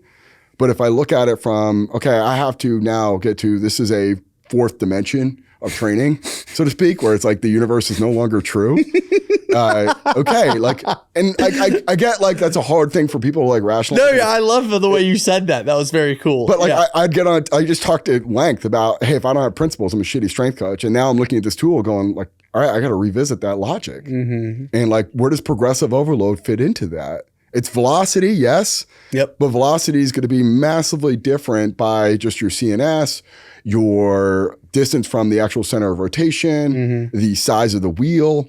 It's different from a wheel-based or conical, so like a versa-pulley. Like there's just so much nuance in this. And it's like, I don't know, it just finds this thing like, this is an endless like Pandora's box of stuff to dive into. And like, yeah, from a performance perspective or return to play perspective, awesome. But I think there's so much untapped potential when I'm looking at hypertrophy or aesthetics. I'll also say I think the best rotational or wood chop variation I've ever used was also on a flywheel. Holy shit. All right. This segment is brought to you by Atlantis. Tim, if you weren't a coach, if you weren't a business owner, what would you be? Oh, nothing. Nothing. No, You'd cease to exist. Absolutely, yeah, it was absolutely nothing. You'd be like Thanos for those you just disintegrate. Yeah, hopefully I mean, my father wasn't a rich man, but at that point I would try to be a trust fund baby or sugar daddy or something. Nice. Tim Caron, officially, listen, if the businesses fail and the books stop selling, I'll be reckless.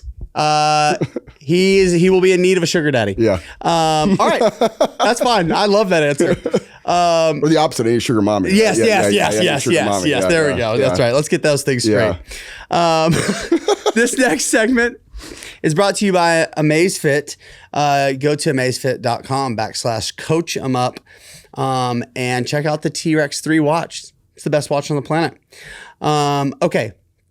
This segment is called Unsolicited Solicited Advice. So in a moment here, because I am so hungry, you and I believe we're going to visit Hopdoddy. Okay. Have you been there? No.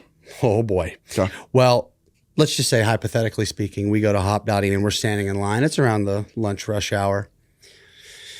You're in line in front of me and there's someone in front of you, as it works with lines. And something comes over you and you just feel compelled. You have to share this bit of advice. It's on the tip of your tongue with the person in front of you. So standing a bit too closely, leaning in a little too closely, right next to their ear, you whisper this advice into their ear. It can be anything. It can be about training, life, whatever. You're going to give this person some unsolicited advice. I want to say this right. So the line I live by is, you don't rise to the occasion, you fall to your level of preparation. I think most people struggle with doing something. So it'd just be literally just start, just do, just go. Yeah. Don't think, just go.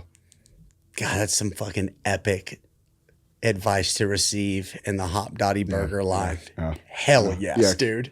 I can only imagine what that person might think in that. Like, maybe they just walk right out of Hopdoddy right then. They're like, you're right.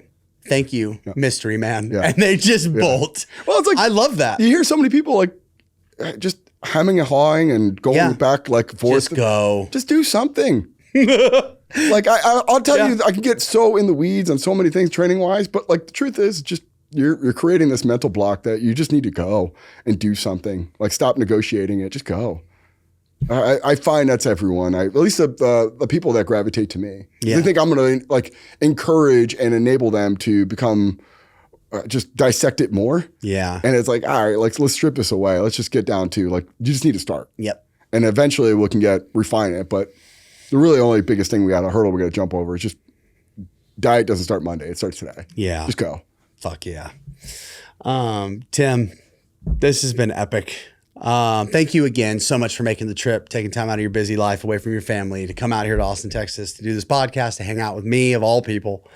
Where can people find you?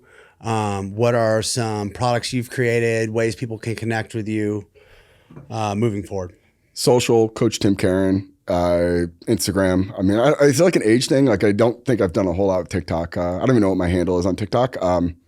Maybe I'm just showing my age. It's also funny too of like social platforms like represent your demo or your age Right. demographic. Like I'm a Facebook guy. Like, oh, what are you, 70? So I don't know what like maybe it's that, but I think Instagram feeds my dopamine, I guess. Yes. But Coach Tim Caron, whatever my other social handles are, sorry in advance for that.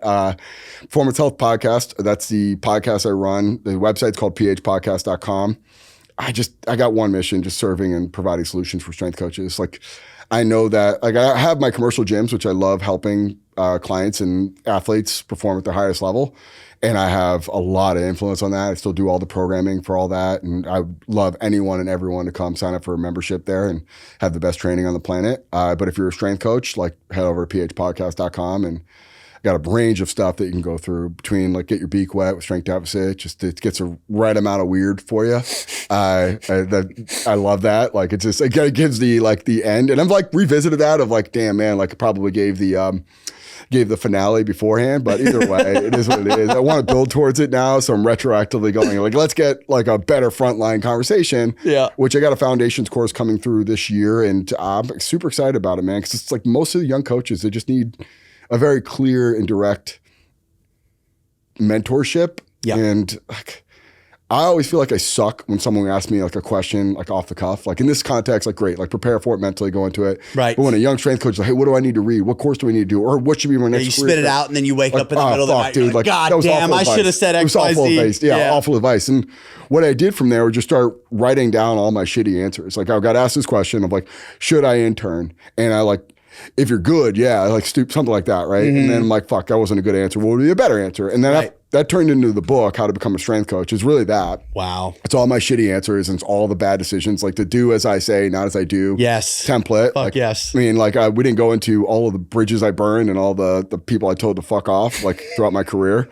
So when someone asked me a question about career advice, I'm like, yeah, dude, I know where I fucked up on that. All right. But I articulated that better. So the book there is kind of like the journal on that. And then the course is forming it into something that hopefully will be evergreen for you, that you can answer the hardest questions in your career every day you're doing it. And it'll start with, I really only want people to go through that course if they're really committed to it. And then that opens up the next level of like multiple levels of certifications, which is like pick the best exercises, pick the best parameters.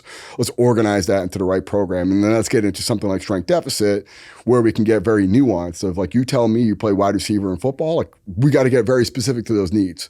And that's like a 4-level certification program. And then just general overall, like group networks. I have like a coaching membership where you can just get like access to a library of stuff that like my journal, like really like, here's what I'm thinking about on 5x5 program, or here's a web show that I did with like Eric Schmidt or Rob Jacobs or Will Greenberg about this particular aspect in strength conditioning, and then lectures I've recorded. And then there's a collective membership, which it's like an epic group that we've like really like unfolded, and we just get so weird. It's like that, like connecting back to that group that like, you know, you have these like guys that you work with, or like, you know, Zach, and like, you're like, oh yeah, that's the dude that can really talk about really cool and interesting things. That's this group. Like nice. we just every week we have a topic and we just go on and on. And it actually started with this private group that Will Greenberg and I used to do. It used to be called the Triple SES, Super Secret Strength and Conditioning Society. Took a hiatus for like 10 years. It was invite only. And I'm like, let's run it back and let's build it back up again. So it's a private group, which is fun. And the thing with that group is it's not like a sacred cow for me, but I don't want people making investment into it until they actually go through like a foundations course. Because the one message I have is you could spend your money anywhere as a strength coach. A lot of times we are just blowing for no discernible reason. And I'll tell coaches all the time, if like, you know everyone in the room, that means you probably know what they're going to talk about. And that might not 100%. distinguish you. Like I go to an FRC course, I know no one. And I feel like I know nothing. I go to Bill Hartman's intensive, like I know no one. Jesus. I know nothing. And like if I have any, like you go to a Poliquin seminar back in the early 2000s, like I knew nothing and I knew no one. I was the only college strength coach there. Like I am now carving myself out as differentiated and unique in my environment. And when we get to these closed conversations, like that might not be for everyone. And like, hey, like I need to actually simplify and create a platform that is for everyone. And I want to have 1 million followers on social media. Like, you don't need to get into the fringes on some of this stuff and be part of a group like that. Like, go through the foundations course and figure out what you want before you start to make an investment in anything like this. Because we'll get so into like the weeds, and I'm like, you could tell people like kind of like getting disinterested halfway through, like, oh yeah, like you should have made this decision well before you came here. And as a coach, as like someone who's invested a lot of money into good and bad courses and good and bad books, and thinking I'm the product of the collection of things and everything that I've been exposed to, if I just had a little bit more frontline information about this isn't going to be the thing that gets me what I want, it's how I apply it and my overall commitment to learning it and growing it, that would be there. So that would be the whole point of like the PH podcast. It's like really trying to like push people to make investments that are more sound towards the career that they want. And if the stuff that I'm going through isn't congruent with that, plenty of other resources. Like go to Dan Kennedy, go to Hermosi if you want to learn how to like market your business better. Right. Like, I just told you I'm bad at selling myself. Like I just really am. So you should not take business advice from me. You know? I have good partners, right? And I would recommend talking to them. Yeah, or go book a Zoom with them. No doubt, Yes. like they're way better at it than me, and I'm happy to have them as partners because they complement me so much well, and they enable me to be what I want to be, right? And be the best version of myself. But if you're like at a company, and you're like, damn, I really want to build an online platform, like go to you, like you know what I mean? Like that part to me is like, I think there's so much like willingness to take people's money and time. Right. And there's not enough like inventory of that. Cause like if you're going to pay me, I'll take it. I'd gladly take it. But you know, the having integrity with that and going, I was that person. 100%. I am. I'm still going to make bad decisions financially. And hopefully that there's a little bit of vetting process before that. And it's just pouring more responsibility on me to filter it to make sure it's the right thing. I just want to take more initiative on that with the whole platform. I love that. That's awesome, man. Dude, thank you. This was great. We're going to have you back on because I didn't get to half the stuff that I wanted to talk to you about. We had too much fun. I know. Everyone listening, watching, thank you. Tim, thank you again. So many of you listen. Not as many of you subscribe. Subscribe. It helps the channel. It helps us. It helps us keep doing this thing. We appreciate you, and we'll see you next time.